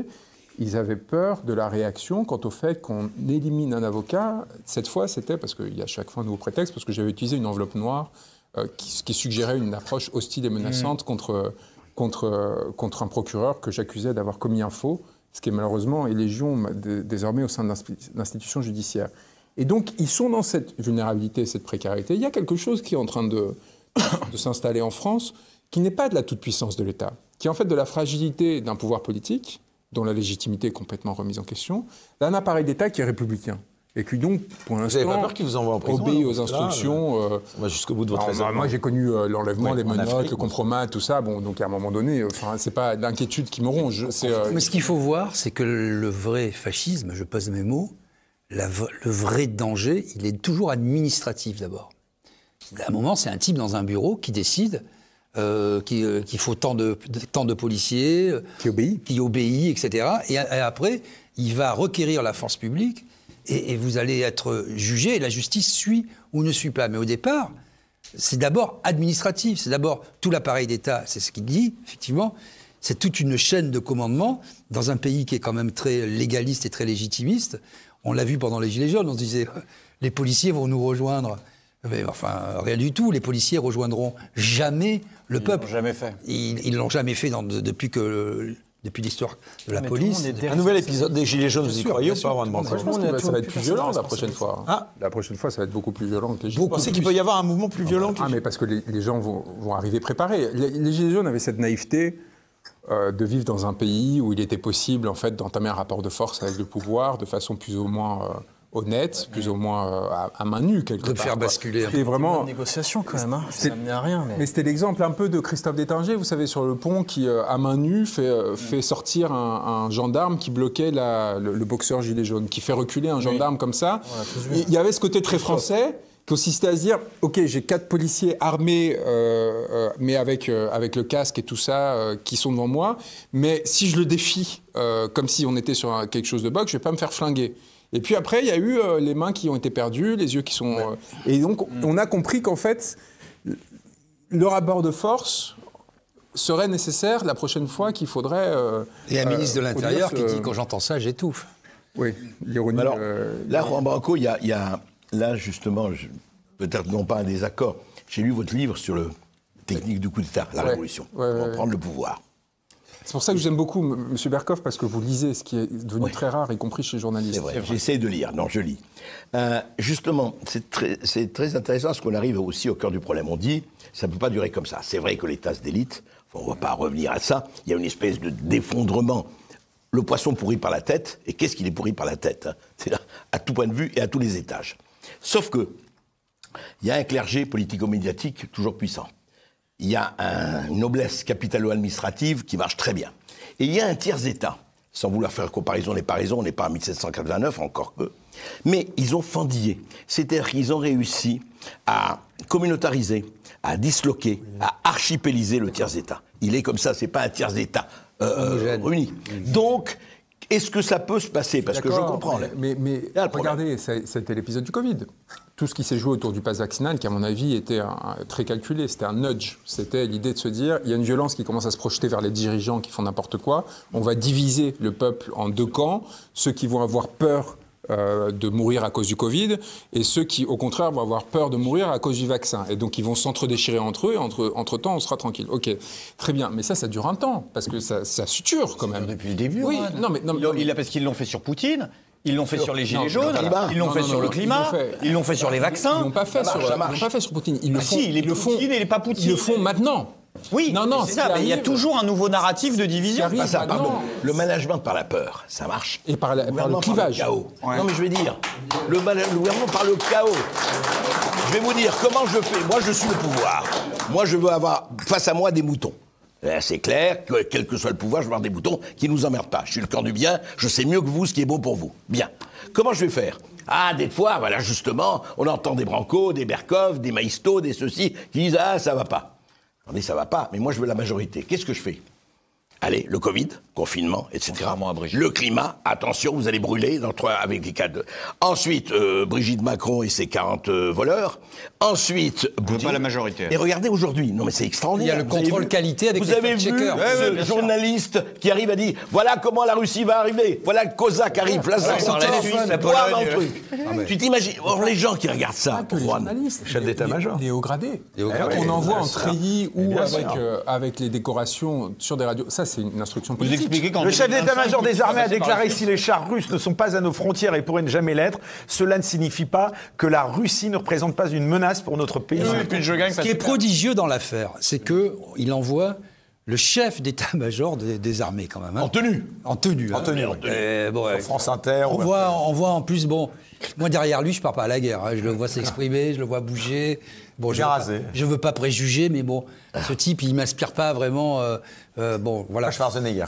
Non, Donc, est-ce que vous croyez vraiment alors, que... attends, juste sur le sujet, donc, en réalité, le type explique, dans 2 ans, dans 3 ans, dans 4 ans, dans 5 ans, et tous ces gens-là, comme Renaud Pilat, qui sort son téléphone, il sort son Waze, il dit, regardez, il passe par la Hongrie, moi je sais, moi, par où il passe. Il passe par la Hongrie, il passe par l'Autriche. Mais c'est terrible, il passe cette par scène la du mec Suisse. qui sort son Cette téléphone séquence, pour bon. te dire, alors attendez, Mais- j'ai vu, ils vont... Voilà. Non, mais ce qui est terrible, c'est qu'il n'y a pas de contre-pouvoir, hein, et que quand vous poussez ces gens dans leur retranchement, vous dites alors quoi demain, ils sont là avec leurs chars, ils vous disent tous ah non, mais c'est la guerre hybride. Et si vous les poussez encore dans les retranchements, c'est quoi la guerre hybride? Un glissement, clairement. Il y en a un qui vous dit bah, c'est par exemple les têtes de cochon devant les lieux sensibles. Non, mais là, vous dites c'est ça la guerre hybride, la guerre nucléaire? Quand on voit l'état de l'armée française, parce que on est tous journalistes ici, on parle beaucoup avec des militaires, et qui ne sont pas ceux qui passent dans les télévisions, l'état de l'armée française, elle est très technologique, hein, l'armée française, mais enfin, quand on voit le nombre de chars, le nombre d'avions, le nombre de drones, de munitions... On tient une semaine. Produites, on tient une semaine, on produit en 1 an, en termes de munitions, ce qui se tire en 24 heures sur le théâtre d'opération ukrainien. Enfin, ça n'a aucun sens. On a 280 têtes nucléaires, ils en ont 6000. Enfin, mais tout ça n'a... Ça, on s'en fout, le nombre de têtes, c'est vraiment... Non, mais non, enfin, oui et non. En vérité, on s'en fout pas. En fait, moi, je pense qu'il faut même pas se... On a 2 programmes de retard sur les chars et sur les avions. Oui, C'est pas grave. Bon, sur le fait, C'est ça le problème. Là, on tombe dans un piège. On sait très bien que c'est pas la France qui entrerait en guerre avec la Russie. Non, mais je suis bien d'accord. Non, mais là, c'est de la même façon que c'est pas la guerre entre la Russie et l'Ukraine. Il y a 2 camps entre les États-Unis et les États-Unis. L'OTAN, à part les États-Unis, et ces États-Unis et la Russie qui sont en train de générer une confrontation qui, pour les uns, est civilisationnelle, pour l'autre, est de pur intérêt. D'accord, avec d'un côté un axe idéologique qui considère qu'il a le droit à une extension de son empire territorial dans ses abords proches, parce que c'est des zones qui ont été russophones très longtemps, qui sont parfois au cœur de leur culture, et de l'autre un pouvoir qui a besoin de cette extension de sa zone d'influence, parce qu'il est face à une bascule, y compris de sa société à l'échelle intérieure. Et nous, en fait, quand on entend cet haut gradé, quand on entend même Emmanuel Macron prétendre qu'il aurait une quelconque autonomie de discours, dès lors qu'il est dans l'état-major intégré de l'OTAN, dès lors qu'en fait, il ne fait qu'obéir. C'est fini. Et d'essayer de masquer cette obéissance. De masquer cette obéissance parce qu'il n'a jamais assumé. Et ce qui est important de dire, c'est qu'il n'y a plus aucune force politique institutionnelle en France qui propose de retrouver cette souveraineté-là. Bah, bien sûr. Et cette souveraineté-là qui passe par une sortie de l'OTAN et de l'Union européenne, ce sont des éléments fondamentaux qui ne sont plus dans le discours public. Et tout à l'heure, André Berkoff mettait la peur en avant. Est-ce que vous ne pensez pas que justement Emmanuel Macron, il instrumentalise les conflits même internationaux pour justement... Il instrumentalise tout, il instrumentalise le sexe de sa femme. Mais Il instrumentalise tout. Qui le pense? Enfin, c'est pas une pensée. Quand vous avez, entre janvier et avril 2022, en pleine campagne présidentielle, un candidat qui, d'un côté, refuse les débats, le président de la République, et qui, de l'autre, va se ridiculiser auprès de Poutine en prétendant être celui qui va éviter la guerre dans le seul but d'étouffer tout débat national sur les grandes orientations politiques du pays, avec la complicité des autres forces politiques, parce que à quel moment le Rassemblement national va vouloir assumer le fait qu'en réalité, elle est pour rester dans l'Union européenne, elle est pour rester dans l'euro, qu'elle a renoncé en fait à tous ceux pourquoi elle s'était engagée. Donc tout le monde, ça arrange tout le monde. Voilà. Et en plus, je rajouterais qu'il s'en moque, parce qu'il y a eu 3 élections, il se maintient, hein. Il n'y a aucun problème. Hein. Donc on peut dire ce qu'on veut, de toute façon, lui, il suit son calendrier, il suit son agenda. Et les 2 principaux partis d'opposition voilà. trahis sur cette question. Et en plus... Bon, alors c'est le moment de le demander à Rouen. Non, mais attendez, je vous interromps. Oui. C'est le moment de poser la question à Rouen. Rouen, vous êtes, ça y est, c'est vraiment officiel, vous êtes candidat en 2027 ? On est en train de créer une force politique qui a quand même déjà 25 oui membres. ou non, ne faites pas le coup à la Jacques Delors. Mais c'est des gens qui bossent tous les soirs sur ton programme. Avec des gens qui sont organisés sur un Discord qui est quand même un instrument qui a permis des révolutions au Népal et ainsi de suite. D'accord, très bien. Ça va être la deuxième phase institutionnelle qu'il faudra réfléchir après les municipales, parce que là, pour l'instant, ça ne sert à rien de réfléchir au parrainage. Vous seriez prêt à aller jusqu'au bout, là ? Mais il faut réfléchir. Quand vous vous rasez. le matin. Vous y pensez? Moi, je pense à la France. Quand vous Je rasez pense votre moustache. Non, mais je pense à l'importance, à un moment donné, de provoquer une bascule dans ce pays par tout moyen, possible et imaginable. Est-ce que c'est une révolution citoyenne de type mouvement Gilets jaunes qui, à un moment donné, se préparerait et se dirait à 100 mètres de l'Élysée, cette fois j'y vais. Cette fois, je ne m'arrête pas parce que j'ai une idée de pourquoi, en fait, je suis en train de prendre des risques insensés et je me sens légitime pour avancer. Que ce soit par une hypothèse de révolution par la force, pourquoi pas? Ou que ce soit à travers la fonction Non, mais pourquoi électorale, pas? Attendez, c'est la présidentielle. pas rien ce que vous Non, dites mais là. les méthodes c'est la politiques ne moindre- s'opposent pas. On peut jouer toutes les cartes. Et en fait, elles se nourrissent les unes des autres. C'est-à-dire qu'en fait, Par la force, ça peut mal se finir. ce qui peut mal se finir, c'est ce qui se passe maintenant. C'est qu'on va les On apprendre. célèbre quand même dans toutes les écoles, et on a fait un bicentenaire. Vous étiez trop jeunes les uns et les autres, là, en 1989. L'année de ma naissance. Voilà, donc bon, c'était Barouin, tiens, qui était chargé de Le faire jour ça. de ma naissance, le 26 août 89. Voilà, le 26. pour la création de la Barouin. C'était Barouin à l'époque où il travaillait, c'est le seul jour de sa vie où il a travaillé, je referme la parenthèse. Et donc, en fait, tout ce qu'on célèbre, c'est tout ce qu'on craint aujourd'hui.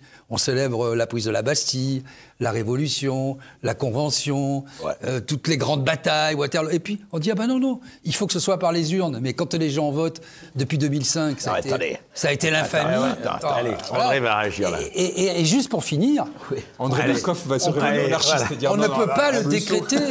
On ne peut pas le décréter. C'est pas en claque des doigts. Allez, le monarque Berkov va répondre. Non, on ne peut évidemment pas le décréter. Moi, ce qui me... Toi, ils te font rire un peu, non? Ceux qui appellent à... C'est pas ça. C'est que, évidemment, tout peut se passer, tu sais très bien, c'est le vieil truc, le grain de sable qui fait que tout s'écroule. Évidemment, et ça ne veut pas dire que ça ne peut pas se passer demain. Le vrai problème aujourd'hui, c'est que Macron est très fort. Il a compris gadgetiser tout ça. Il gadgetise tout. Alors aujourd'hui, on est dans une espèce de... On se dit des espèces de peuple un peu, je ne dis pas résigné, passif. Qu'est-ce qu'on peut faire? On entend ça. Mais en fait, moi, l'impression que j'ai, c'est que je crois qu'on va devant des affrontements extrêmement forts, oui. Je ne sais pas si ce sera des affrontements communautaires, des affrontements sécuritaires, etc. On peut dire, c'est pas vrai. En tout cas, quelque chose de très, très, très fort est là. Il va se passer. Tu penses que ça peut c'est rien, on ne va pas faire le marque de café. Non, le problème, il est là-bas. Ça va venir de l'extérieur. Qu'est-ce qui se passe aujourd'hui? Vous parlez de l'Amérique et de la Russie, Juan. Mais l'Amérique et la Russie, Trump, il est déjà ailleurs. Il n'en a rien à foutre de l'Ukraine. C'est fini. C'est fini depuis longtemps. La guerre d'Ukraine est pliée depuis très longtemps, sauf que le complexe militaro-industriel continue parce que ça lui rapporte du fric. Mais la guerre d'Ukraine est pliée. Il y a qu'ici où on dit « Ah, ils vont arriver Bruno Tertré, les généraux qui disent « Oui, on va gagner, on va gagner. » Non, parce que si vous on gagnez passe quoi par le... Donc, ça veut dire quoi? Ça veut dire que ça va se passer. L'histoire de Trump actuellement... Non mais, juste un mot. C'est fascinant. On assiste à...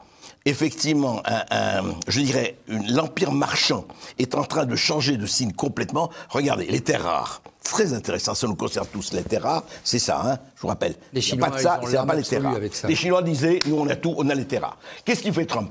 Il va en Asie, il va voir en Malaisie, il va voir à tout, ils ont des terres rares aussi. Il encercle, il essaie de passer. Donc c'est ça, cette guerre-là. Cette guerre industrielle, économique, elle est la plus importante. Parce que la guerre nucléaire, on va rigoler. Comment je connecte ça au conflit russo-ukrainien? Nous, on prend pour acquis que la Russie regarde vers l'Europe. Et on pense que Poutine est le diable incarné parce qu'il a un rapport à la violence politique qu'on n'a plus par tradition et ainsi de suite. Si demain tombe Poutine, si demain tombe le régime russe, c'est pas la démocratie qui va s'installer.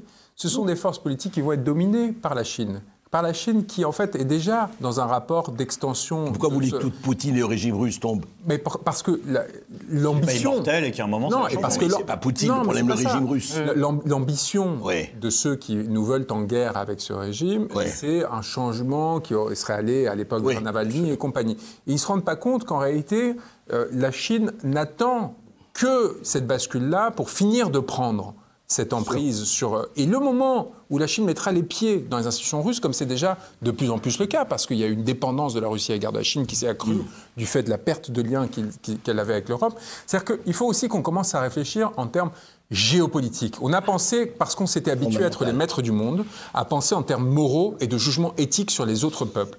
Et sauf qu'il y a un principe de réalité qui va devoir nous revenir, et à un moment donné, on va comprendre qu'il vaut mieux avoir des gens qui sont intéressés par notre culture. Pour vous donner une anecdote, quand j'avais 13-14 ans, j'apprenais le russe au lycée, on n'était pas nombreux à Paris, et donc la femme de Vladimir Poutine nous avait invités tous à un voyage d'études à Saint-Pétersbourg. On était en 2003, quelque chose comme ça, donc ça faisait 3-4 ans qu'ils étaient là. Pourquoi ? Parce qu'ils avaient à cœur de convaincre les élites européennes que la Russie pouvait revenir dans le concert des nations, qu'elle pouvait reprendre sa place. Et nous, on a regardé un peu ça de loin en disant oui, c'est ça, cause toujours l'ancien agent du FSB, du KGB, dans quelques années, tu ne seras plus là. Et on est passé à autre chose. En réalité, le jour où les élites de Moscou commenceront à regarder vers l'Est et non plus vers l'Ouest, on va avoir un problème critique civilisationnel pour l'Europe qui va devenir un bout de continent, qui ne sera plus mais c'est fait, un espace c'est fait. Vous rigolez ? Non, la Russie est passée dans les bras de la Chine. Elle est en train de faire tout ce qu'il faut avec la Chine. Et l'Europe est en train... Nous sommes cocus, battus et contents l'Europe. C'est ça ce qui se passe en Europe. Sauf que mon cher... Non, pardon, et je vais continuer simplement. Vous avez vu, pendant que nous parlons, qu'est-ce qui se passe en ce moment ? Ils ont décidé le tunnel Alaska. Russie. Alors, ils vont renoncer maintenant parce que les négociations ne fonctionnent plus. Mais l'idée, c'est comment est-ce qu'on reconstitue une puissance civilisationnelle à partir de tout ça, en tant qu'entité France. Et ben c'est là. L'idée de penser qu'entre la France et la Lettonie, ce serait le même continuum civilisationnel. Il y a un moment donné qu'on serait prêt à sacrifier la population française pour s'assurer que la Lettonie soit pas russophone ou russophile ou vous voyez, il y a un moment donné, en fait, ça va se rompre. Votre programme, justement, parlons de ça pour des civilisations. On a créé un programme collectivement, d'ailleurs, qui a plus de 300 propositions et qu'on est en train de développer sur l'aspect géopolitique. On essaye de recréer une zone de partage et d'influence, évidemment basée sur quoi ? Sur la langue. Le dernier point d'attache que l'on a avec toute une partie du monde, qui est ce rapport à cette langue partagée, qui est le seul héritage positif, pour singer les termes de certains.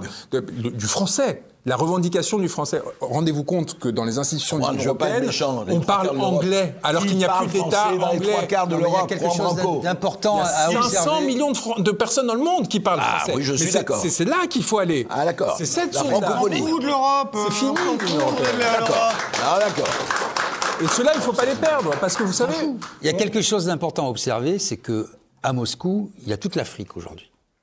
Il y a toute l'Afrique qui se donne rendez-vous à Moscou. Et ça parle français. Et le seul lien, c'est la culture, c'est la civilisation. Les Russes adorent encore la France et font la part des choses entre les Français et M. Macron. Cette histoire de Brigitte, ça les fait beaucoup rire. Parce que quand tu es Français là-bas, tu parles de politique, c'est la première chose qu'ils te disent. Mais c'est vrai qu'ils s'ouvrent de plus en plus vers la Chine et que, par exemple, il n'y a plus de visa entre la Chine et la Russie depuis un mois à peu près, un mois et demi, qu'il y a énormément de marques chinoises dans les rues et des belles voitures qui coûtent beaucoup moins cher. Et que petit à petit, ça fait une entité. Voilà. Ce qui nous tient encore, c'est la langue, c'est la culture. Parce que Napoléon est toujours un héros. Bon, bien sûr, ils l'ont vaincu, donc ils le célèbrent. Ça rend d'autant plus appréciable. Voilà. Mais il parle français, beaucoup parlent français, ils parlent anglais aussi. Et vous voyez bien, regardez, c'est ce qui nous tient encore aujourd'hui. Ce qui se passe avec la Russie en Afrique de l'Ouest, qu'on a rendu coupable de tous nos errements et ainsi de suite. En réalité, ça ne marche pas. Ça ne marche pas parce que les Russes n'ont aucun lien civilisationnel et même aucun lien géographique et ainsi de suite. Donc, au lieu d'être dans un discours victimaire, défensif, en disant « Ah, c'est les Russes qui ont fait un coup d'État ou qui utilisent des influenceurs comme Kémy Seba on est traumatisés, comment est-ce qu'on va faire, c'est Prigogine ». Et on voit au Mali ce qui se passe. Et donc, voilà. Et donc, à un moment donné, il faut qu'on réinaugure un rapport avec ces gens, mais on ne peut pas le faire avec des personnes qui se comportent comme des petits colons provinciaux comme Emmanuel Macron. C'est ça la difficulté. Alors, pour refaire la boucle avec notre débat, on va arriver bientôt au terme de l'émission en plus. Quand on dit qu'on est en dictature en France, soyons quand même honnêtes. Vous avez encore la possibilité de parler, de participer à des émissions comme celle-ci. Vous voyez, c'est ça. Les gens, si on était vraiment dans une dictature que tu décris, tu pourrais même pas dire ça. Va essayer de dire ce que tu dis là sur... c'est vrai. Greg Tabibian, n'oublie pas que la dictature, c'est ferme ta gueule. Voilà. La démocratie, c'est cause toujours. Exactement. Eh ben, on cause. Je sais pas. Non mais voilà, parce qu'on a eu du bol, parce que machin, mais tu pourrais très bien être le pauvre handicapé à 80% qu'ils ont envoyé au tribunal. Voilà. Mais attention, parce que c'est du bol. Ça a changé, parce que le programme social chinois, en Chine, tu peux faire ce que tu veux. Non, attendez, non, mais je vais y venir. Va t'amuser. Non, faut pas s'y tromper. Personne ne vous dit en Chine, vous n'avez pas le droit de... Ah bah non, on n'a pas besoin de te le dire. Non, oui. Attends, mais j'explique le truc. Non, parce que ça, c'est pas clair dans l'esprit des gens. On te dit, tu as une base 100, par exemple, tu as 100 points sur ton programme social. On te dit pas, tu n'as pas le droit d'acheter une voiture électrique qui ne soit pas chinoise, tu n'as pas le droit de ne pas fumer dans la rue, tu n'as pas le droit... Sauf quand on t'enlève des points. Voilà. Et donc, t'as pas besoin. Tu peux parler, t'as le droit de dire que Xi Jinping est une ordure. Mais en fait, Moi, je reviens de Chine. Je viens de passer 3 semaines. C'est comme ça que ça marche. J'ai donné pour présenter le film dont vous avez parlé, et j'ai donné une conférence de presse où, pour essayer un peu de ranimer la flamme entre nos peuples, Donc là, vous revenez de Chine. je raconte cette anecdote que Angela Merkel raconte dans ses mémoires, où elle est avec Xi Jinping, et Xi Jinping lui explique, vous savez, la Chine a dominé pendant 25 siècles l'économie du monde, et Angela Merkel raconte qu'elle était très surprise de cette affirmation, qu'elle n'était pas du tout sûre que ce soit vrai, qu'elle avait demandé à sa conseillère de vérifier. Et donc moi je raconte ça aux Chinois en disant, vu le niveau d'ignorance qu'il y a au sein de nos dirigeants, ce serait peut-être pas mal qu'on continue à tisser des ponts culturels, parce que sinon ça va très mal se finir cette histoire. Et j'ai vu la personne à côté de qui je faisais la conférence de presse se crisper, et tout le monde se crispait. Donc je me suis dit, merde, qu'est-ce que j'ai dit Et en fait, on ne prononce pas Xi Jinping. On utilise des métaphores, des contournements. Enfin, c'est pas qu'on n'a pas le droit. C'est que ça s'est intégré l'idée qu'il faut en fait passer par le côté.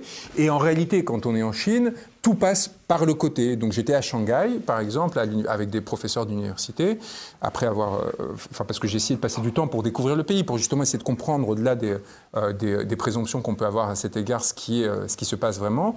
Et je me suis retrouvé avec un professeur de droit qui a passé son temps à louer Friedrich Hayek, qui est le penseur du néolibéralisme, à m'expliquer à quel point le parti communiste était un truc de tocard, et à quel point il fait ça. Et il me le disait en face de ses étudiants, en lesquels, théoriquement, il n'a pas confiance, parce que c'est des gens qu'il n'a pas sélectionnés, qui peuvent très bien, dans un régime qui fonctionne de façon vraiment restreinte et totalitaire, vous ne prenez pas ce risque. En Russie, quand j'y étais juste avant pour présenter le film, on ne parle pas trop fort de la guerre avec l'Ukraine. Pourquoi ? Parce que c'est un point qui peut valoir que quelqu'un vous dénonce et que vous vous retrouvez dans une situation compliquée pour un temps limité, voire qu'en fait vous soyez envoyé au front, parce que quand vous êtes en guerre, c'est la façon la plus facile de se débarrasser des opposants. La Seconde Guerre mondiale avait été un exemple assez incroyable pour ça, où toute l'action française avait été envoyée en première ligne en 1940. Ce qui fait peur, c'est que cette latéralité, on commence nous-mêmes en France. Voilà. C'est là où nous, il faut qu'on fasse attention, parce qu'on est en train de perdre notre spécificité pas à pas. On n'est pas du tout encore au stade de ces espaces-là. La Russie n'a pas connu de démocratie réelle dans son histoire. Donc évidemment qu'il y a encore des habitus qui sont incrustés en nous et qui nous protègent. Mais peu à peu, en fait, on voit comment il y a une tentative de conformation qui cherche à rendre normal, à rendre débattable le fait que finalement, une garde à vue pour une blague sur Twitter, c'est peut-être pas si grave. Voilà. Et c'est ce qui se retrouve au tribunal. Et peu à peu, en fait, on perd cette autonomie, cette spécificité française, cet esprit français dont on était si fiers jusqu'à je vais vous dire, je vais boucler la boucle. C'est vraiment le jusqu'ici tout va bien, mais c'est parce que oui, mais le problème, il est où ? Il est dans la colonne vertébrale. Et pardon, je vais un peu une expression vulgaire, excusez-moi. Il y a eu un jour, on disait, quelle est l'opération chirurgicale la plus importante en France ? Brigitte Macron. Non, c'est la grève de couilles. Et les gens disaient, où sont les donneurs ? Attention, vous allez le vrai problème, non, mais il n'y a pas de problème ici. J'assume Et le vrai problème, si vous voulez, c'est ça. C'est que des gens qui disent non, ou des gens qui disent on n'est pas d'accord, et des gens qui disent des contre-pouvoirs. Ça fait des années. C'est ça que moi, ce que je comprends pas depuis des années, c'est que je vous écoute depuis tout à l'heure, c'était super intéressant. Mais à quel moment, en fait, on n'est pas capable en France, vous parlez de la latéralité, pardon, que les gens se mettent ensemble et fassent d'une opposition, en fait. Moi, c'est ce que j'essaie de faire depuis des années sur un petit niveau. Je crains que j'arrive à venir aujourd'hui. Ça arrive. Non mais, allez-y. Ça fait des années que je fais ça. Je me retrouve avec des gens que je suivais il y a des années. Je trouve ça exceptionnel. Je pense que tout le monde peut le faire. Et les gens doivent s'opposer dans les réseaux sociaux. Et ce qu'on parlait depuis tout à l'heure, je peux reprendre tous les sujets très rapidement. L'histoire avec Jean-Michel Trogneux. Pourquoi les gens ils lancent des fléchettes comme ça sur le président et la première dame ? Parce qu'ils ne peuvent pas les toucher. Ils sont sur une tour d'ivoire. Ça fait des années. Ils sont intouchables. C'est la monarchie, c'est la féodalité, pardon. Ils en peuvent plus. Donc ils sont capables d'envoyer des fléchettes, des crottes de nez parce qu'ils en ont marre. Il y a même des gens, ils sont là pour des retweets. Ils se retrouvent au tribunal. L'autre côté, après, on parle de la justice. C'est super intéressant, encore une fois. Qui, aujourd'hui, va arriver et dire on fait élire les juges, ou alors, j'ai pas forcément... C'est Étienne Chouard, c'est drôle. Voilà, mais... Pensez à moi plus, Éric Morio. Non, mais ce que disaient Juan Branco et Didier Maisto juste avant... il faut enlever l'idéologie, dépolitiser en fait ce qui se passe dans la justice. Quand on parle, moi Sarkozy je connais moins, mais j'ai bien écouté. Quand on regardait Marine Le Pen, vous regardez le récépissé, la décision, il parle à un moment donné de dire attention, ils attaquent l'Union européenne. À quel moment ça transpire dans la décision ? Alors Oui. Moi, je pose la question. C'est ce qu'expliquait Juan au niveau de la défense. Ils auraient pu dire, nous, on est dans un esprit de défiance de l'Union européenne, mais politique respectable, etc. Ils auraient pu être sur cet aspect-là, ils n'y ont pas été. Et tout est comme ça, en fait. Par exemple, là, je suis arrivé aussi à l'émission avec Didier, on s'était bloqué depuis des années, mais regarde lui ce qu'il faisait à gauche, moi je le fais un petit peu à droite. Juan n'en est pas d'accord sur d'autres choses, Greg c'est pareil, et M. Berkoff également, mais sur le fond, on est d'accord, en fait. Si on regarde tous les sondages, si on regarde toutes les problématiques, tout le monde est d'accord. Sur le plateau, ici, on n'est pas d'accord sur des choses, mais sur 80%, on est d'accord. On n'est pas capable, en fait, de sortir un truc. Qu'est-ce que vous répondez à cette critique? Ça, je comprends pas. Moi, je trouve ça... Moi, je suis ravi d'avoir créé un espace où, donc, comme je le disais, 25 000 personnes sont inscrites, débattent, essaient d'élaborer le programme. Il y a vous, il y a... Non, mais arrêtez, il ne faut pas se comparer à n'importe qui. Ça, c'est le premier point. Non, mais c'est pas que je l'aime pas, c'est que quand vous faites des théories du complot sur les Kinder qui sont offerts au pape et que vous pensez en même temps avoir la stature d'être président, ça pose question. Donc à un moment donné, c'est pas la concurrence est saine. À un moment donné, chacun construit une offre politique. Oui, mais tout le monde finit à 0,2 aussi. Non, mais pourquoi vous êtes dans ce fatalisme? Il y a du argument. Non, mais à un moment donné, c'est sûr que si on part pour le coup avec cet état d'esprit, il faut savoir avec qui on part. Voilà. Mais celui qui veut y aller ne doit pas tourner. Il doit énormément de personnes dans le milieu souverainiste se sont J'ai posé la question à Étienne Chouard, comment on passe de la théorie à la pratique? Parce que c'est bien beau de comme ça gesticuler. Moi, la pratique, pardon. C'est la révolution. Je l'ai connu avec les Gilets jaunes, avec tous les mouvements que j'accompagnais à bien des niveaux, et pas seulement théoriques, avec le discours. J'ai accompagné avec mon action comme avocat, quand même avec des risques qui m'ont amené à la situation qui est l'actuelle. Il ne faut pas non plus, à un moment donné, prétendre que c'est du discours et qu'on est dans la parole. Non, c'est des risques qu'on prend au quotidien qui sont particulièrement durs à supporter et dont la seule protection qui nous amène à continuer à le faire, c'est le soutien de la population française. C'est les gens qui s'engagent, qui font des gestes. Oui, mais par exemple... pardon, Juan. Ouais. Avant la soutien de la population française, excusez-moi, c'est des hommes et des femmes de caractère qu'il faut. Mais bien sûr. Vous n'avez pas attendu la population française pour bouger. Mais ils existent. Bon, et ben voilà ce qu'il faut. Ne pas attendre le soutien de la population française. La vraie question, c'est que c'est toujours les minorités qui sont agissantes. Quand on fait ça, on perd beaucoup, et je pense qu'on est bien placé pour le savoir. Vous savez combien de personnes personnes on perd ses amis, on perd son d'hiver argent, on perd sa situation. Exactement. 650 personnes. Attends, combien il y avait de bolcheviks en Russie Il y a en eu 1910 650 qui ont pris le palais d'hiver. Voilà, Après, ils ont pas forcément les minorités agissantes, plus grand destin. absolument. Et je terminerai sur moi, envoyé spécial de Pékin. C'est une phrase que j'ai entendue chez un écrivain hongrois. Dieu a créé le monde, le reste, c'est les Chinois. Pas mal aussi. Mais il y en avait une autre, je crois, je sais plus, qui disait, je sais pas, Chirac ou Villepin, l'un fait tout, moi je fais le reste, ou je sais plus quoi, il y avait pas un truc comme ça. Non, c'était Muselier par rapport à Villepin. C'est ça. Il était ministre des Affaires étrangères, l'autre était ministre délégué.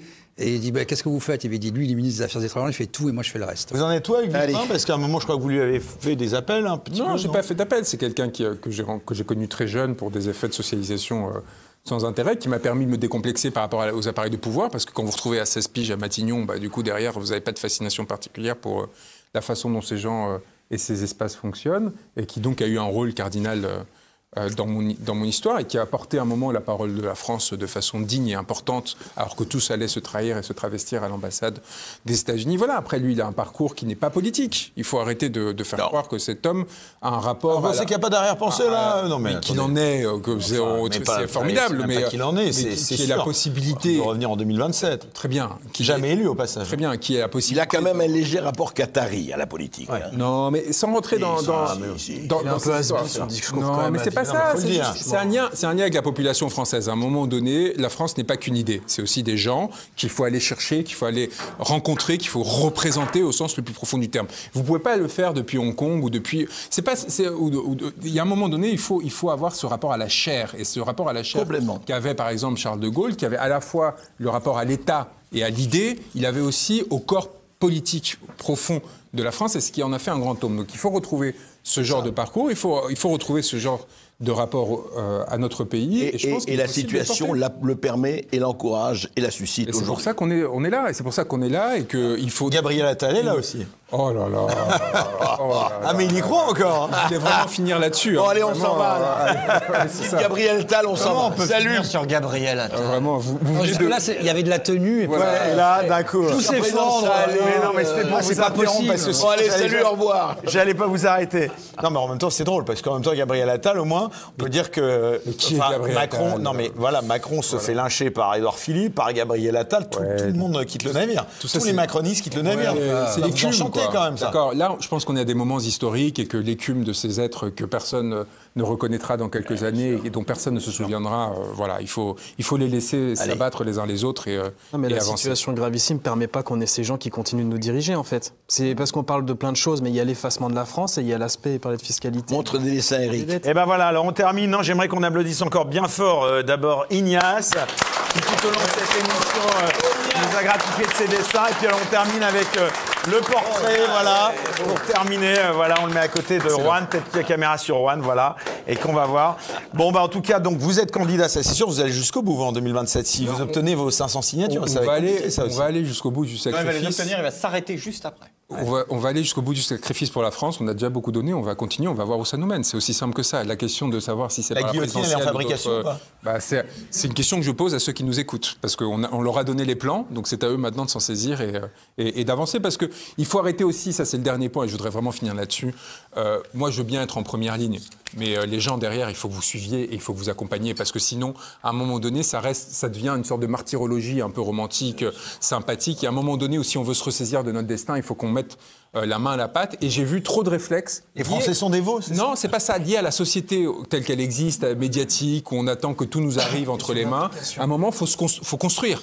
Et c'est-à-dire qu'il faut... Alors, par exemple, on crée une formation politique pour nos abeilles, pour nos ruches, et on commence à recevoir des messages. Ah oui, mais c'est peut-être trop cher parce qu'il faut payer entre 10 et 50 euros. Je dis, à un moment donné, c'est pas nous qui allons payer pour faire le changement politique. Il faut qu'on s'engage, nous, parce que individuellement, on ne pourra rien. Il faut créer une force collective. Il faut des moyens humains, physiques. Parce que au moment T, qu'il soit révolutionnaire ou électoral, il faudra des gens qui soient prêts à diriger ce pays. C'est très facile de leur dire qu'ils sont nuls. Mais parce que c'est facile de dire de tous ces gens qui sont nuls. Moi, j'aimerais bien nous voir à leur place à l'instant T. Est-ce qu'on est prêt ? Il faut ça, c'est une responsabilité très importante, c'est-à-dire sur tous les domaines, niveau réglementaire, législatif, des décisions à prendre dès demain sur le financement des armées, sur le financement de la société, ainsi de suite. Il y a tout un mouvement à construire, et ça demande du travail et de l'exigence. Et on a un peu ce rapport encore un peu capricieux, avec lequel il faut rompre et se dire, OK, maintenant, je fais le pas de plus, j'arrête d'avoir peur parce que celui-là, il viendrait de tel endroit, ou qu'on aurait dit une telle chose. Il y a des gens qui Voilà. Et ces gens qui travaillent, il faut qu'ils se retrouvent. Et qu'ils arrêtent de se dire « Ah là, j'ai un peu peur. Toi, tu as ce petit défaut. Non, je suis désolé, je vais rester dans mon coin. » Non. À un moment donné, on avance et c'est comme ça qu'on les fera tomber. Nous, on en est convaincus, hein, et on le fait, hein, je pense, tous autour de cette table. Je pense que la majorité des gens... Après, il faut effectivement qu'on soit suivi. Bon. Parce que on y laisse des plumes quand on fait ça, hein, parce qu'on se fâche en général avec tout le monde. Hein. Plus nombreux on est, moins de plumes on laisse. Ça, c'est très important. C'est sûr. Allez, ce sera le mot de la fin. On applaudit bien fort Juan Branco. On le remercie infiniment d'être venu, de nous avoir accordé cette soirée de manière exclusive. Je tiens à remercier toute l'équipe derrière Bistrot, à commencer par le réalisateur Raphaël. On l'applaudit bien fort. Ce soir, il y avait au son Édouard ainsi que Pierre. Aux caméras, ils étaient 3 ce soir. Charles accompagné de Riwal et de Boris. On l'applaudit bien fort. Sans oublier bien sûr la direction, Élise et Martial. On se retrouve quant à nous dans 15 jours. Très bonne fin de soirée. Merci à tous et au public. Bye bye.